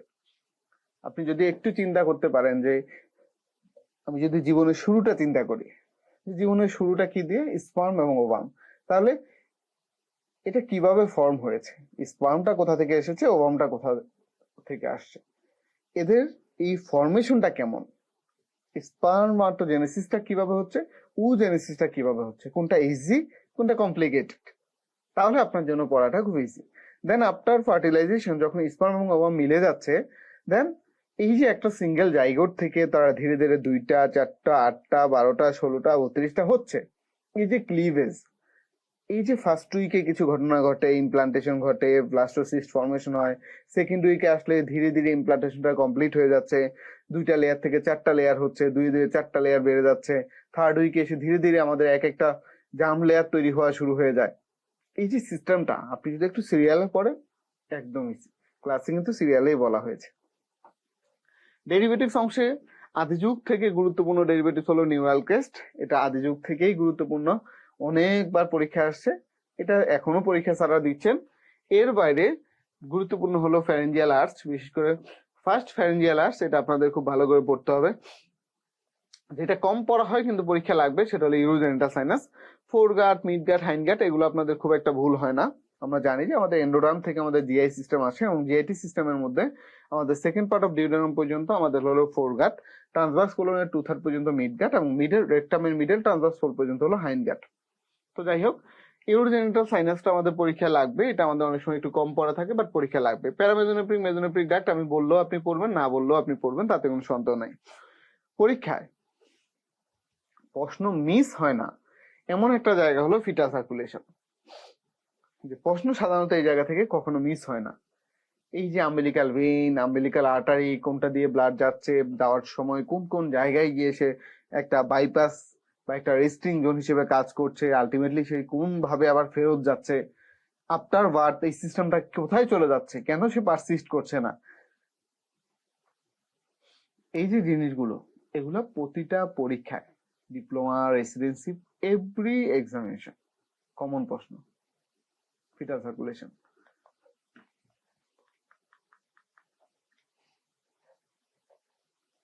এটা একটা সহজ প্রশ্ন, কোন জার্ম লেয়ার থেকে কোন গ্ল্যান্ড গুলো আসে, এটা স্যারদের কমন একটা সহজ প্রশ্ন আর কি। Ectoderm, endoderm, মেজোডার্ম। একটোডার্ম থেকে আমরা জানি যে আমাদের যে skin, sebaceous gland, sweet gland, যে সিস্টেম গুলো আছে সেগুলো আসে। পাশাপাশি 2টা গুরুত্বপূর্ণ গ্ল্যান্ড আছে যারা একটোডার্ম থেকে আসে, একটা হলো প্যারোটিড আর একটা হলো পিটুইটারি। প্যারোটিড পিটুইটারি পরীক্ষা বেশি ভুল হয়, আর sweat gland, sebaceous gland, breast, এগুলো কারো তেমন একটা ভুল হয় না। ওকে, টাঙ্গের ডেভেলপমেন্টটা একটু পড়তে হয়, টাঙ্গের ডেভেলপমেন্টে একটু ভ্যারাইটি আছে, এই জন্য পড়তে হয়। হার্টের কথা অলরেডি আমি বলেছি, হার্ট আপনি পড়বেন। আর গুরুত্বপূর্ণ একটা টপিক যেটা আপনারা কম পড়ছেন, সেটা হলো neural tube defect. Neural tube defect এটা কম পড়া হচ্ছে, কিন্তু এটা পরীক্ষায় লাগবে। ওকে, আচ্ছা, এটা হলো ফিটাল সার্কুলেশন, যেটা নিয়ে আমি বললাম, যেটা থেকে পরীক্ষা প্রশ্ন আসেই। আমরা জানি যে আমাদের ফিটাল সার্কুলেশনটা শুরু হয় হলো আম্বিলিকাল ভেইন দিয়ে। একটা আম্বিলিকাল ভেইন থাকে, এই আম্বিলিকাল ভেইনটা হলো, প্রথমে আম্বিলিকাল ভেইনটা আসে, আম্বিলিকাল ভেইনটা চলে আসে লিভারের কাছে। কোথায় চলে আসে? লিভারে। এই লিভার থেকে সেইখানে একটু রেস্ট নেয়, এবং তার এখানে একটা কানেকশন তৈরি হয়। এই কানেকশনটাকে আমরা বলি, লিভারের সাথে তার যে কানেকশনটা, এটা হলো ডাক্টাস ভেনোসাস। পরবর্তীতে এই লিভার থেকে সে চলে যাওয়া হলো আমাদের ইনফেরিয়র ভেনা কাভা দিয়ে ইনফেরিয়র ভেনা কাভার কাছে। ইনফেরিয়র ভেনা কাভা থেকে সে চলে যাওয়া হলো রাইট অ্যাট্রিয়ামে। কোথায় চলে আসে? রাইট অ্যাট্রিয়ামে। ইনফেরিয়র ভেনা কাভা থেকে কোথায় চলে আসে? রাইট অ্যাট্রিয়ামে। আমরা জানি যে ইন্ট্রাইউটেরাইন লাইফে রাইট অ্যাট্রিয়াম এবং লেফট অ্যাট্রিয়ামের মাঝখানে ফাঁকা থাকে, তাদের মাঝখানে কানেকশন থাকে। রাইট অ্যাট্রিয়াম এবং লেফট অ্যাট্রিয়ামের মাঝখানে কানেকশন থাকে। রাইট অ্যাট্রিয়াম থেকে ব্লাড চলে যাবে লেফট অ্যাট্রিয়ামে, লেফট অ্যাট্রিয়াম থেকে ভেন্ট্রিকল, ভেন্ট্রিকল দিয়ে এসে বের হয়ে চলে আসছে। এবং ফেরত আসার সময় পালমারি সিস্টেমের সাথে, যেহেতু ইন্ট্রাইউটেরাইন লাইফে রাইট ভেন্ট্রিকলটা ইনঅ্যাক্টিভ, এজন্য পালমারি সার্কুলেশন তেমন একটা থাকে না। এই জন্য আসার সময় পালমারি সিস্টেমের সাথে তার একটা কানেকশন থাকে, সেটা নাম হলো ডাক্টাস আর্টেরিওসাস। আসার সময় তার একটা পালমারি সিস্টেমের সাথে কানেকশন থাকে, এটা হলো ডাক্টাস আর্টেরিওসাস, যেটা 5 to 10% পালমারি সিস্টেমটাকে অ্যাক্টিভ রাখতে হেল্প করে। আলটিমেটলি সে ফেরত চলে আসে আম্বিলিকাল আর্টারিজ হয়ে। কি নামে? আম্বিলিকাল আর্টারিজ নামে। কয়টা আর্টারিজ? 2টা। তাহলে ফিটাল সার্কুলেশন যদি আমি ইজি করে বলি, এই সার্কুলেশনটা শুরু হচ্ছে আম্বিলিকাল ভেইন দিয়ে, একটা সিঙ্গেল আম্বিলিকাল ভেইন। পরবর্তীতে একটা সিঙ্গেল আম্বিলিকাল ভেইন লিভারে যাচ্ছে, লিভার থেকে রাইট অ্যাট্রিয়াম থেকে লেফট অ্যাট্রিয়াম থেকে লেফট ভেন্ট্রিকল, তারপর সে আলটিমেটলি অ্যাসেন্ডিং আউট হয়ে চলে যায়। যাওয়ার পথে পালমারি সিস্টেমের সাথে তার একটা কানেকশন থাকে, তার নাম হলো ডাক্টাস আর্টেরিওসাস। তার মানে আমরা দেখতে পাচ্ছি যে ফিটাল সার্কুলেশনে পালমারি সার্কুলেশন টোটালি ইনঅ্যাক্টিভ থাকে। বাট যখন জন্মের পর, তখন কিন্তু আমাদের পালমারি সার্কুলেশন এবং সিস্টেমিক সার্কুলেশন প্রায় সমান সমান। তাহলে সেটা কিভাবে হবে? আফটার বার্থ, যখন একটা বাচ্চা ফার্স্ট ব্রেথিংটা নেয়, তারপরেই তার ডাক্টাস আর্টেরিওসাসটা ক্লোজ হয়ে যায়। যখনই তার ডাক্টাস আর্টেরিওসাসটা ক্লোজ হয়ে যায়, ইন্টার অ্যাট্রিয়াল সেপ্টামটা ক্লোজ হয়ে আসে, ফাংশনালি ক্লোজ হয়ে যায়, তখনই তার রাইট ভেন্ট্রিকলটা অ্যাক্টিভ হয়ে যায়। রাইট ভেন্ট্রিকল অ্যাক্টিভ হলেই পালমারি ট্রাঙ্ক অ্যাক্টিভ হবে, পালমারি ট্রাঙ্ক অ্যাক্টিভ হলেই পালমারি সার্কুলেশন অ্যাক্টিভ হয়ে যায়। তখন একটা ব্যালেন্স তৈরি হয়। পুরো ব্লাডটা আলটিমেটলি আবার ফেরত যাবে কি দিয়ে? আম্বিলিকাল আর্টারি দিয়ে। কি দিয়ে ফেরত যাবে? আম্বিলিকাল আর্টারি দিয়ে। তো যখন ফিটাল সার্কুলেশনের যে সিস্টেমটা আপনাকে ফর্ম করছে, আপনাকে বাঁচিয়ে রাখছে, আফটার বার্থ এই সিস্টেমটা পারসিস্ট করে না। বাট এই যে স্ট্রাকচার গুলো তার ছিল, সেগুলো তখন বিভিন্ন রকম রেমনেন্ট তৈরি করে যায়।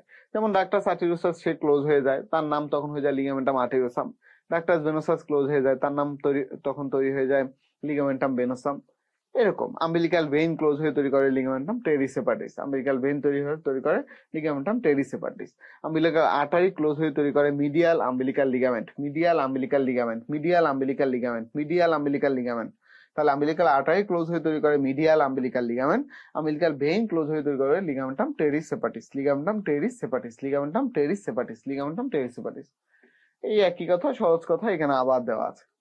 খুবই সিম্পল, পড়াশোনা করতে হবে খুবই সিম্পলি, একদম যতটা সিম্পল হইতে আপনি করতে পারেন, আপনার কাছে যাতে প্যালেটেবল মনে হয়।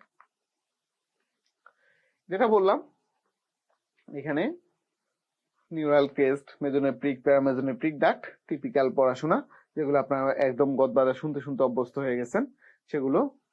আচ্ছা, মেজোনেফ্রিক ডাক্ট থেকে কি আসে? প্যারামেজোনেফ্রিক। আমরা জানি মেজোনেফ্রিক ডাক্ট থেকে মূলত মেল রিপ্রোডাক্টিভ সিস্টেমটা তৈরি হয়, প্যারামেজোনেফ্রিক থেকে ফিমেল রিপ্রোডাক্টিভ সিস্টেমটা তৈরি হয়। ঠিক আছে, প্যারামেজোনেফ্রিক থেকে আমাদের গুরুত্বপূর্ণ স্ট্রাকচার হলো uterine tube, uterus, upper part of vagina.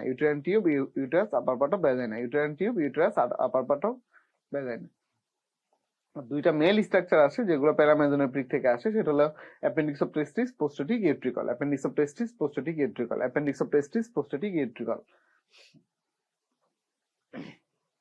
আমাদের নার্ভাস সিস্টেমটা তৈরি হয় নিউরো একটোডার্ম থেকে।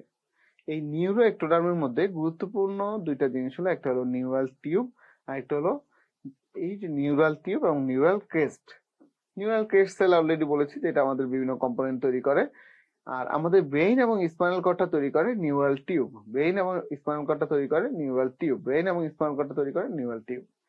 এই নিউরাল টিউব আমাদের ব্রেইন এবং স্পাইনাল কর্ড যখন তৈরি করার সময় তার এখানে একটা ক্রেনিয়াল নিউরোপোর থাকে, একটা কর্ডাল নিউরোপোর থাকে। এই নিউরোপোর সাধারণত ক্রেনিয়াল নিউরোপোরটা 25 দিনে বা 26 দিনে জোড়া লেগে যায়, কর্ডাল নিউরোপোরটা 27 বা 28তম দিনে জোড়া লেগে যায় বা ফিউশন হওয়ার কথা। কোনো কারণে এই নিউরোপোর গুলো যদি ক্লোজ না হয়, তখন যেই ডিফেক্টটা হয় সেটাকে আমরা বলি নিউরাল টিউব ডিফেক্ট। সাধারণত মায়েদের যদি ফলিক অ্যাসিড ডেফিসিয়েন্সি থাকে, অথবা যদি উনি কোনো টেরাটোজেনিক ড্রাগ খান, বিশেষ করে যদি উনি অ্যান্টিকনভালসেন্ট বা ভ্যালফোরিক অ্যাসিড খান, সেক্ষেত্রে সাধারণত পেশেন্টের এরকম নিউরাল টিউব ডিফেক্ট আমরা পাই। তাহলে নিউরাল টিউবের যে ক্রেনিয়াল নিউরোপোর এবং কর্ডাল নিউরোপোর আছে, এই ক্রেনিয়াল নিউরোপোরটা 25 থেকে 26তম দিনে ক্লোজ হওয়ার কথা, আর নিচে যে নিউরোপোরটা আছে কর্ডাল নিউরোপোর, এটা 27 এবং 28তম দিনে ক্লোজ হওয়ার কথা। যখন এটা ক্লোজ হয় না তখন সেটাকে আমরা বলি neural tube defect. Most important যে দুটা নিউরাল টিউব ডিফেক্ট আমরা পাই, একটা হলো মেনিনগোসিল আর একটা হলো মাইলোমেনিনগোসিল। এইখানে যে ডিফেক্ট হচ্ছে, ডিফেক্টের কারণে তার বনি গ্যাপ থেকে যায়। এই বনি গ্যাপ দিয়ে যখন শুধু মেনিনজেস বের হয়ে আছে সেটাকে আমরা বলি মেনিনগোসিল। আর যখন meninges along with nervous component, meninges plus nervous component বের হয়ে আসে তখন আমরা বলি মাইলোমেনিনগোসিল, যেটা বেশি খারাপ। যেহেতু এখানে নার্ভাস কম্পোনেন্ট গুলাও বাইরে বের হয়ে চলে আসছে, সেজন্য পেশেন্টের ডেফিসিট বেশি হয়, পেশেন্টের উইকনেস থাকে, পেশেন্টের ইউরিন ইনকন্টিনেন্স থাকে।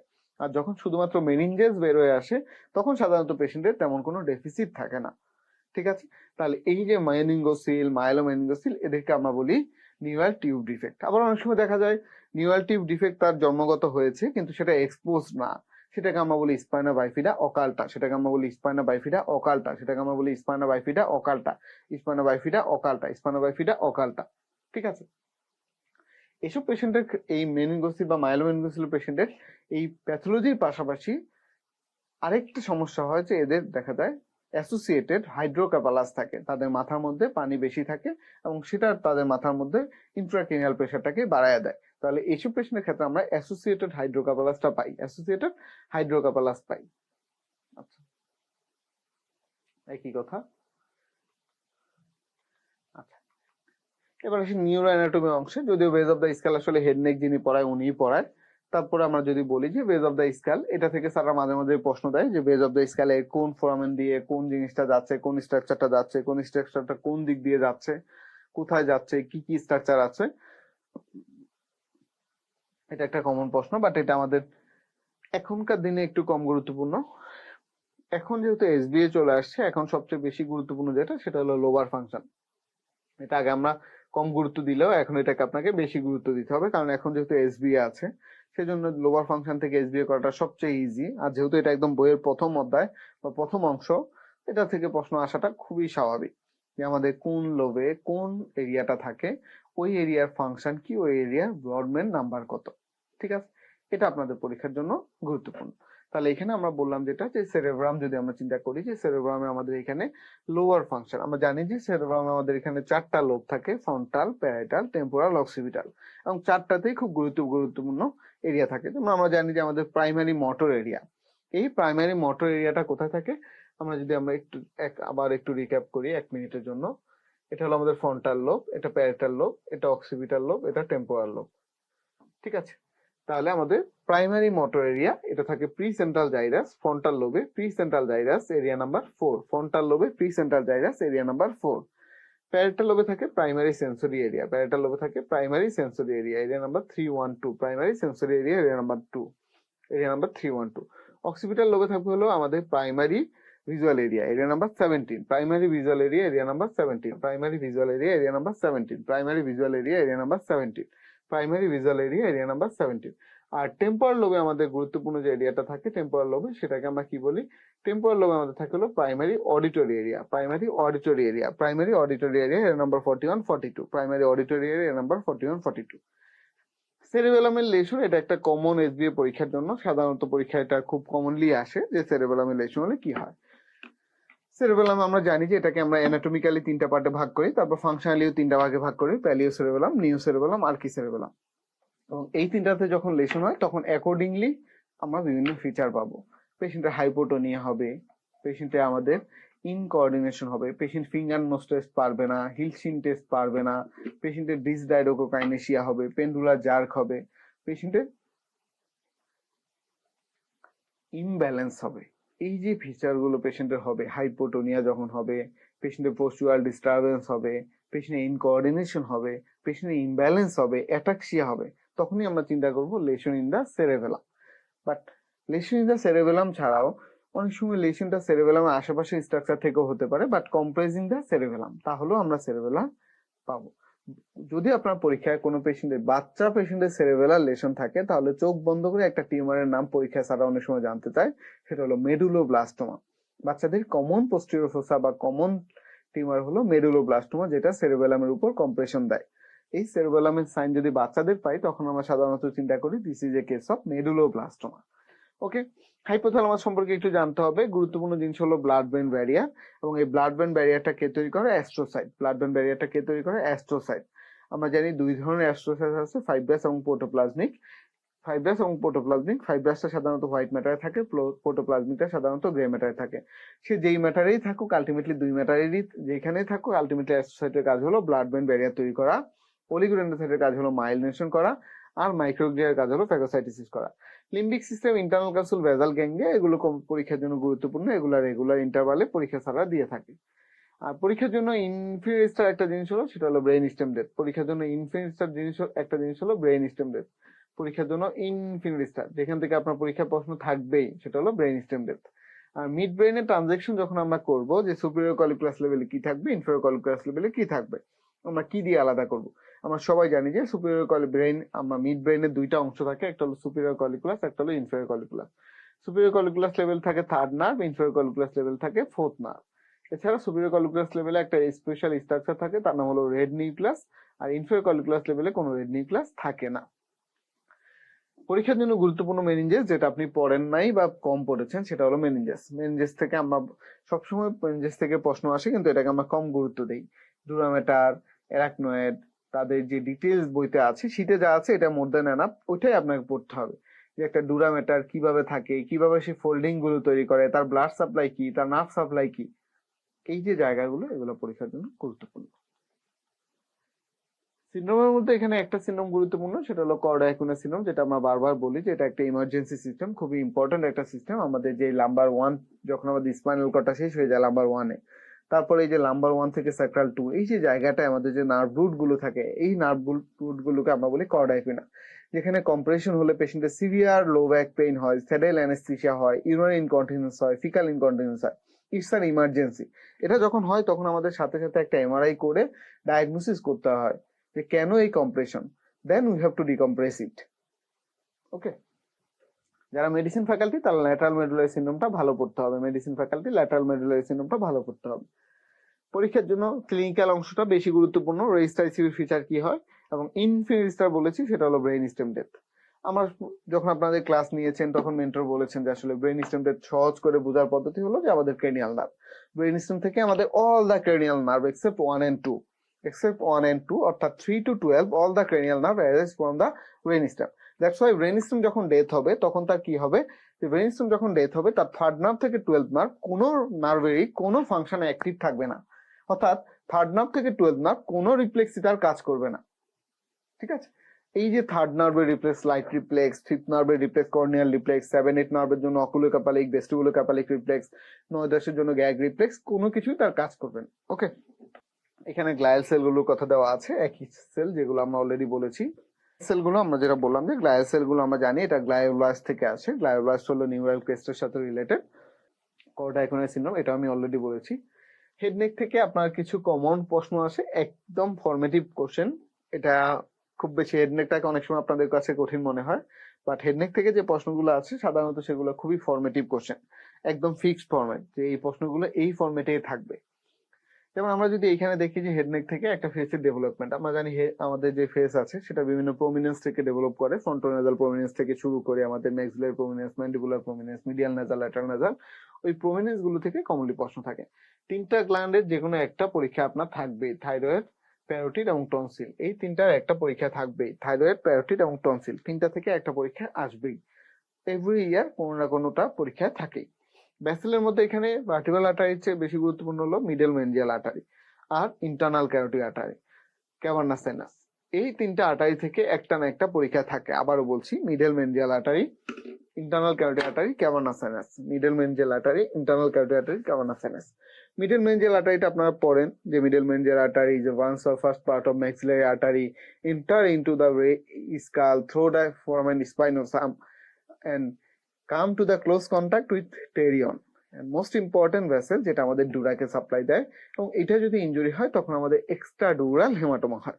এটা আপনারা সবাই পারেন, কারণ এই 5টা-6টা লাইনই বইতে আছে, এর বাইরে কিছু লাগে না। ইন্টারনাল ক্যারোটিড আর্টারিটা একটু পড়তে হবে। ইন্টারনাল ক্যারোটিড আর্টারি আমাদের কমন ক্যারোটিড আর্টারি থেকে অরিজিন হয়, বাট নেকে তার কোনো ব্রাঞ্চ থাকে না। পরবর্তীতে নেক থেকে যখন সে পেট্রাস পার্ট অফ টেম্পোরাল বোনে ঢুকে যায়, তখন থেকে তার ব্রাঞ্চিংটা শুরু হয়। পেট্রাস পার্ট অফ টেম্পোরাল বোন থেকে সে আলটিমেটলি ক্যাভার্নাস সাইনাসে চলে যাবে, ক্যাভার্নাস সাইনাস থেকে সে সেরেব্রাল স্পেসে চলে যাবে। এই জায়গাগুলোতে তার অনেকগুলো সুন্দর সুন্দর ব্রাঞ্চ আছে যেটা আমাদের ব্রেইনকে সাপ্লাই দেয়। মোস্ট ইম্পর্টেন্ট দুইটা ব্রাঞ্চ যেটা আমাদের ব্রেইনের মূল সাপ্লাই, সেটা হলো anterior cerebral artery and middle cerebral artery. anterior cerebral artery and middle cerebral artery, anterior cerebral artery and middle cerebral artery. ওকে, তারপরে ক্যাভার্নাস সাইনাস পরীক্ষার জন্য ইনফিনিট স্টার, আমি বললেও আপনারা পড়বেন, না বললেও পড়বেন। পরীক্ষায় সমস্যা যেটা, আপনারা ক্যাভার্নাস সাইনাস থেকে যে প্রশ্নটা শুধু পরীক্ষা আসে সেটাই পড়েন, বাট ক্যাভার্নাস সাইনাসের বেসিক অ্যানাটমি, তার অ্যানাটমিক্যাল লোকেশন, তার উইদিন স্ট্রাকচার ছাড়াও তার সামনে পিছনে কিছু গুরুত্বপূর্ণ স্ট্রাকচার আছে, যেমন তার সামনে অপটিক কাইজম আছে, তার মাঝখানে পিটুইটারি গ্ল্যান্ড আছে, পিছনে ক্লাইবাস আছে। এই যে বেসিক অ্যানাটমিটা, এগুলো আপনাদের একটু জানতে হবে, কারণ অ্যানাটমি কখনোই এমন না যে আপনার একটা ফিক্স পয়েন্টেই পরীক্ষা প্রশ্ন আসবে, একটু ডান হবে একটু বাম হবে, কিন্তু আপনি পারবেন।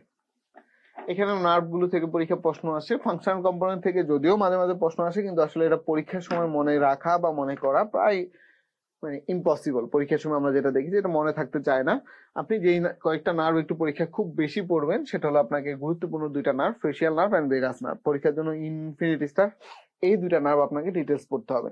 একদম ফেসিয়াল নার্ভের নিউক্লিয়াস থেকে শুরু করে ইন্টারনাল অ্যাকুস্টিক মিটাস দিয়ে সে মিডল এয়ার ক্যাভিটিতে ঢুকলো, মিডল এয়ার ক্যাভিটিতে ঢুকে সে তিনটা ব্রাঞ্চ দিচ্ছে, গ্রেটার পেট্রোসাল নার্ভ, নার্ভটো স্টেপিডিয়াস, কর্ডা টিম্পানি নার্ভ।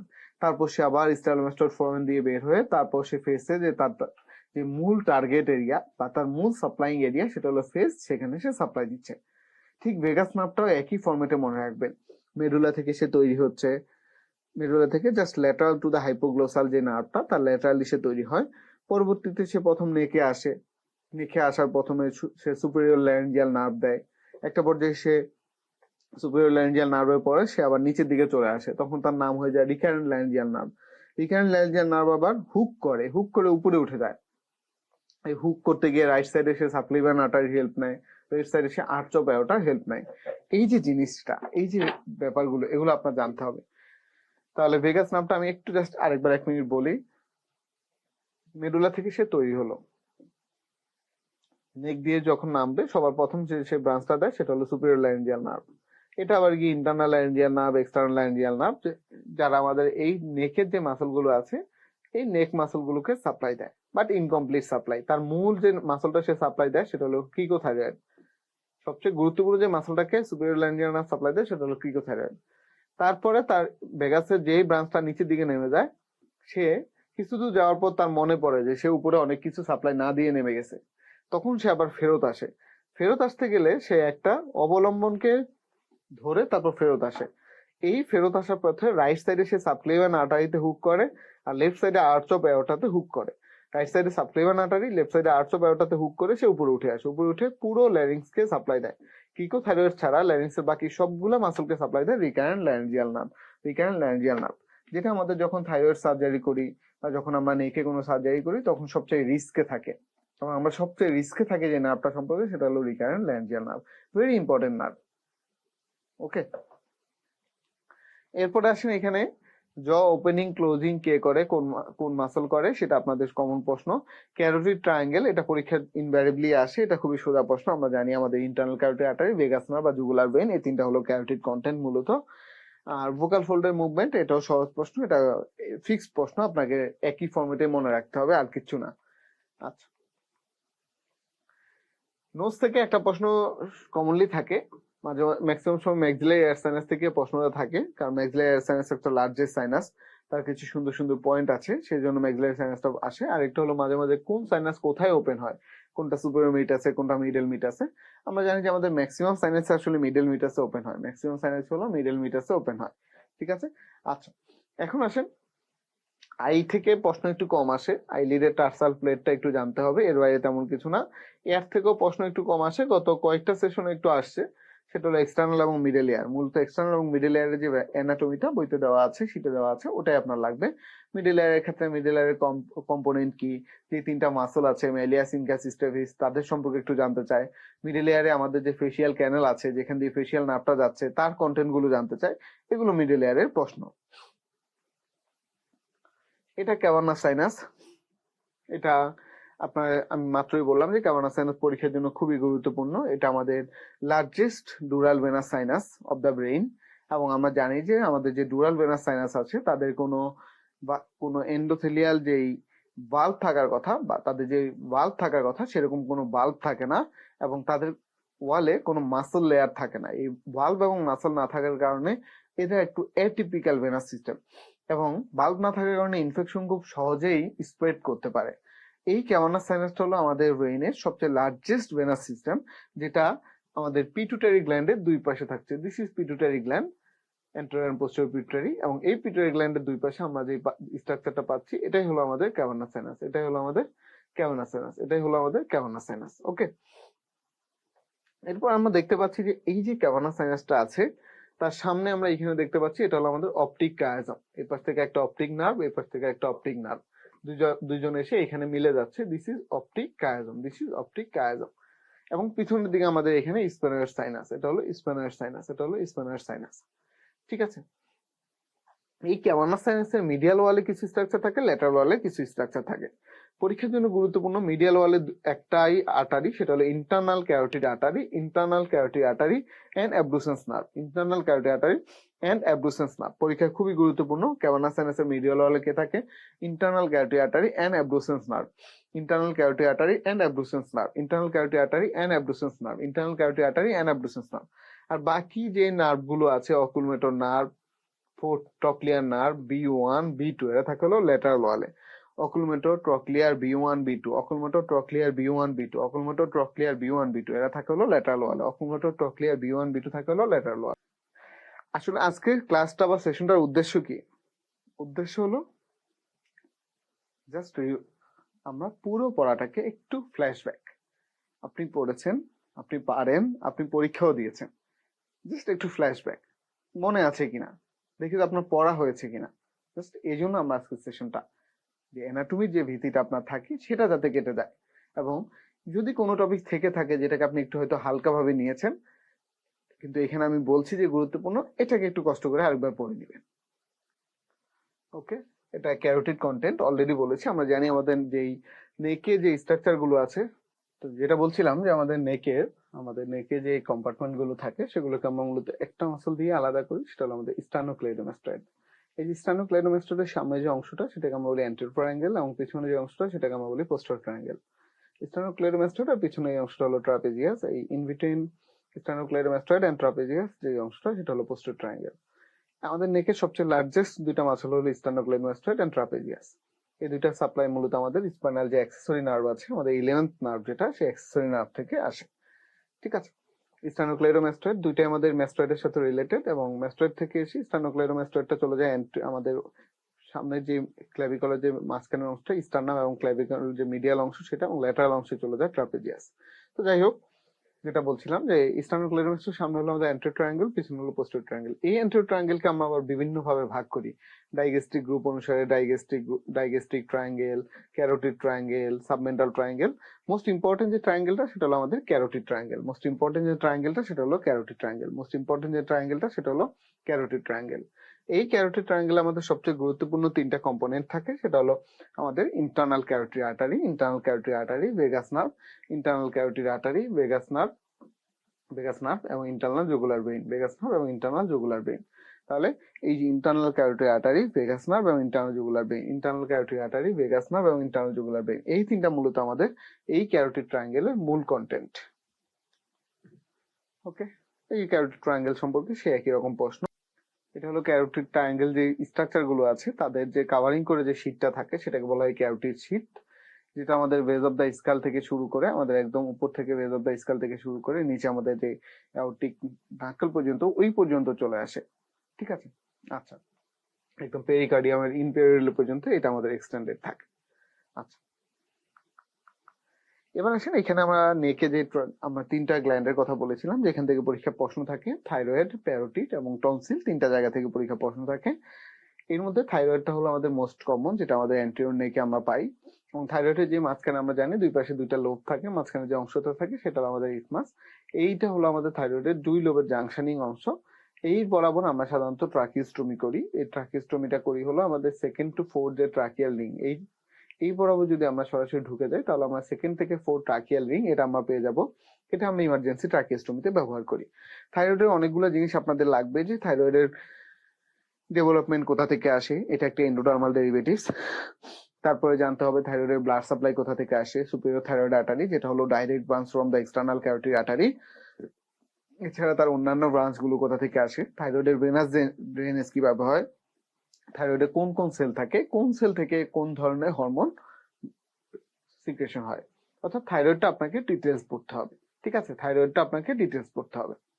ওকে, ফ্যারেঞ্জিয়াল আর্স পাউস ক্লেফট এটা পরীক্ষার জন্য ইনফিনিটি স্টার। এটা আমি বলি আর না বলি, এটা আপনার অবশ্যই পরীক্ষা খুব ভালো করে পড়তে হবে।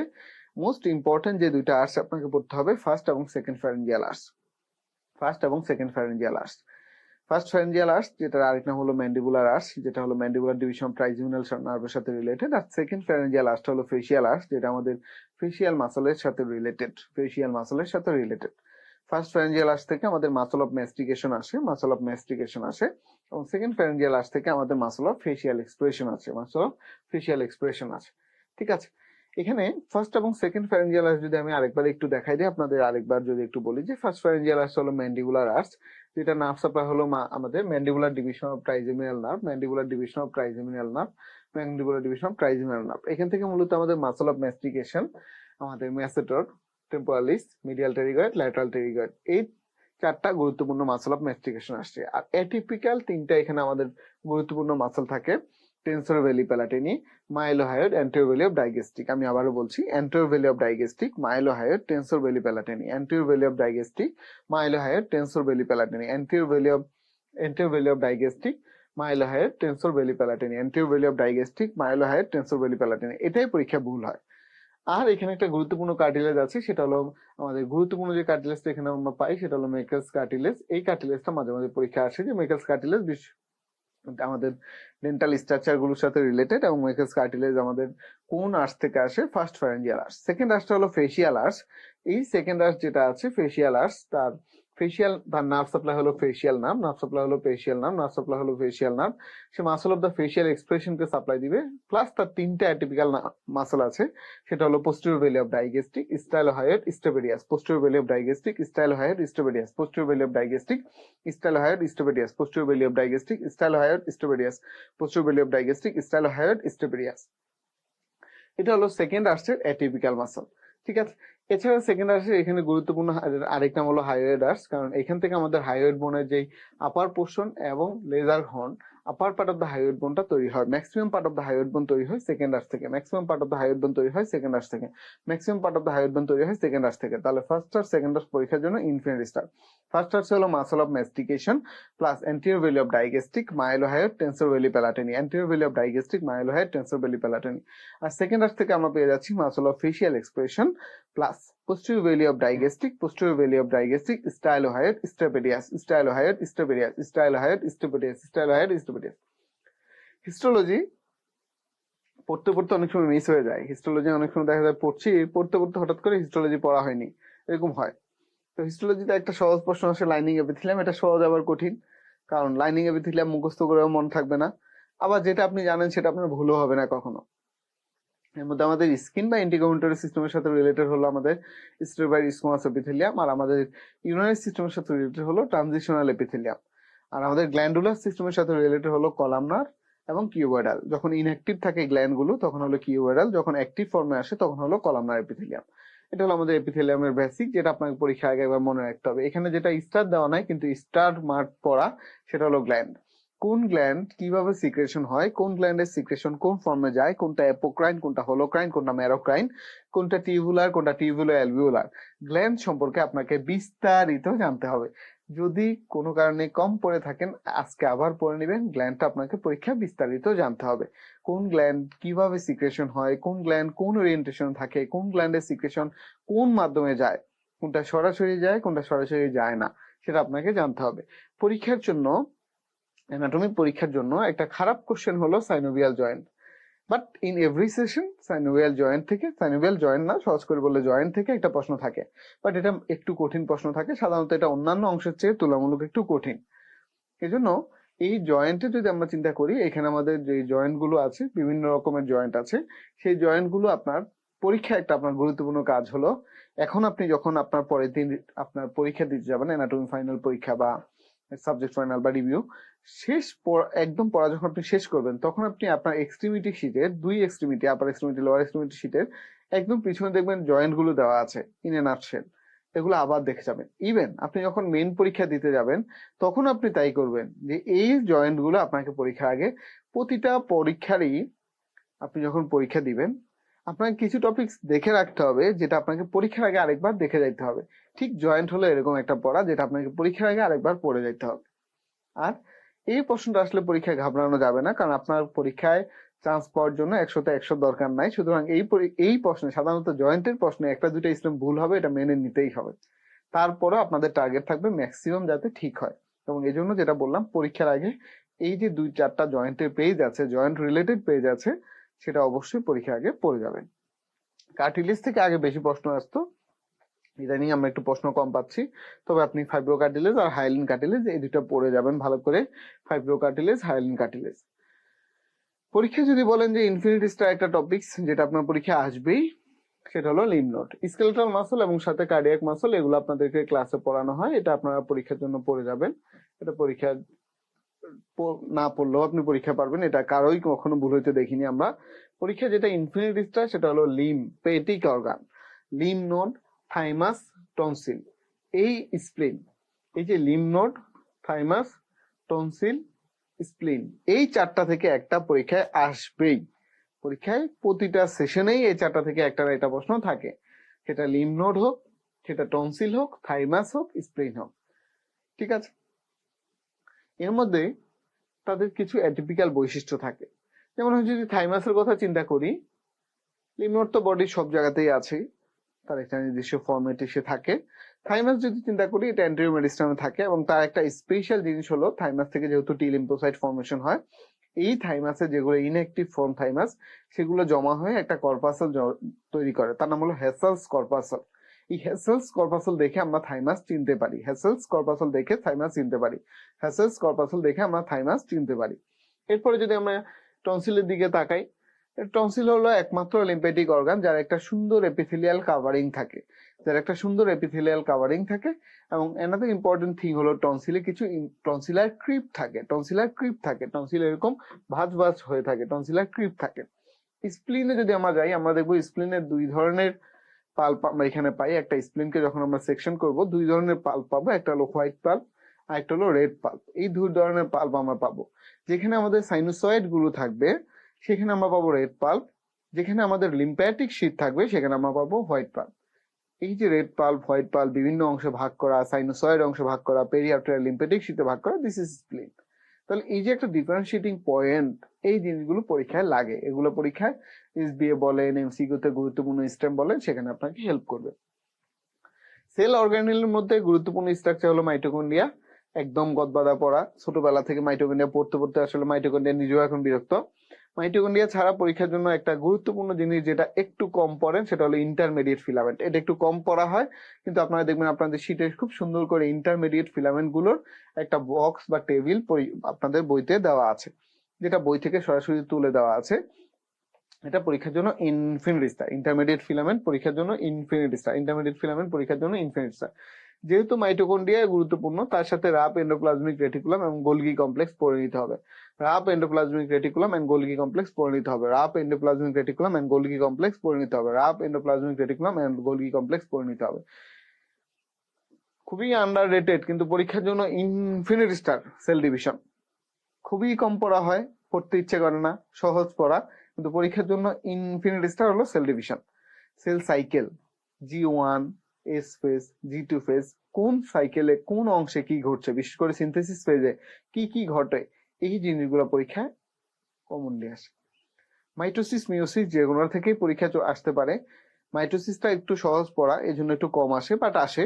আর মিওসিসটা পরীক্ষা বেশি আসে, বিশেষ করে মিওসিস 1-এর যে প্রোপেজ 1, leptotene, zygotene, pachytene, diplotene, diakinesis, এই যে leptotene, diplotene, zygotene, pachytene, diakinesis, এই স্টেজটা পরীক্ষা বেশি আসে।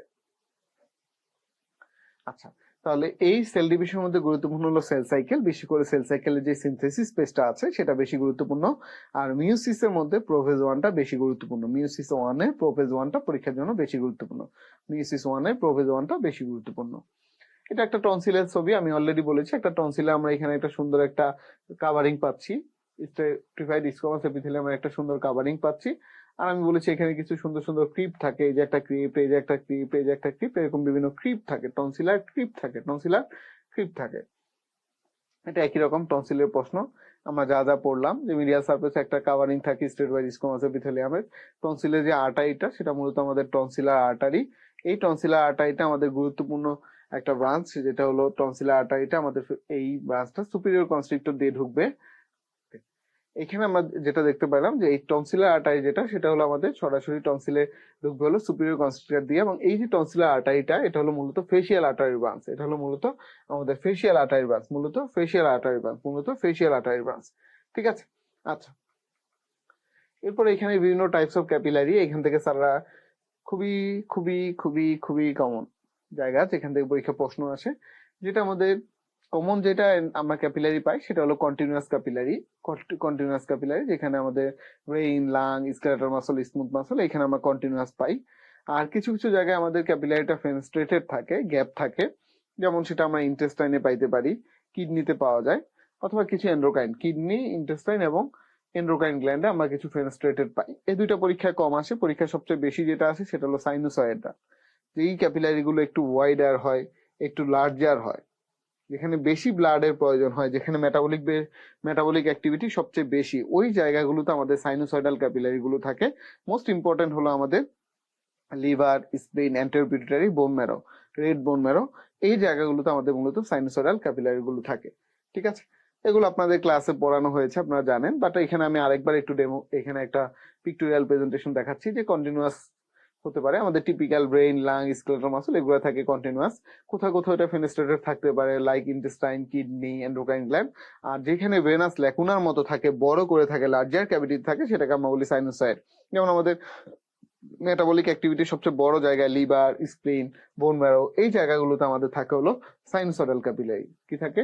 Sinusoidal capillary. কি থাকে? Sinusoidal capillary. ঠিক আছে, একই কথা এখানে আছে, ওই একই কথা।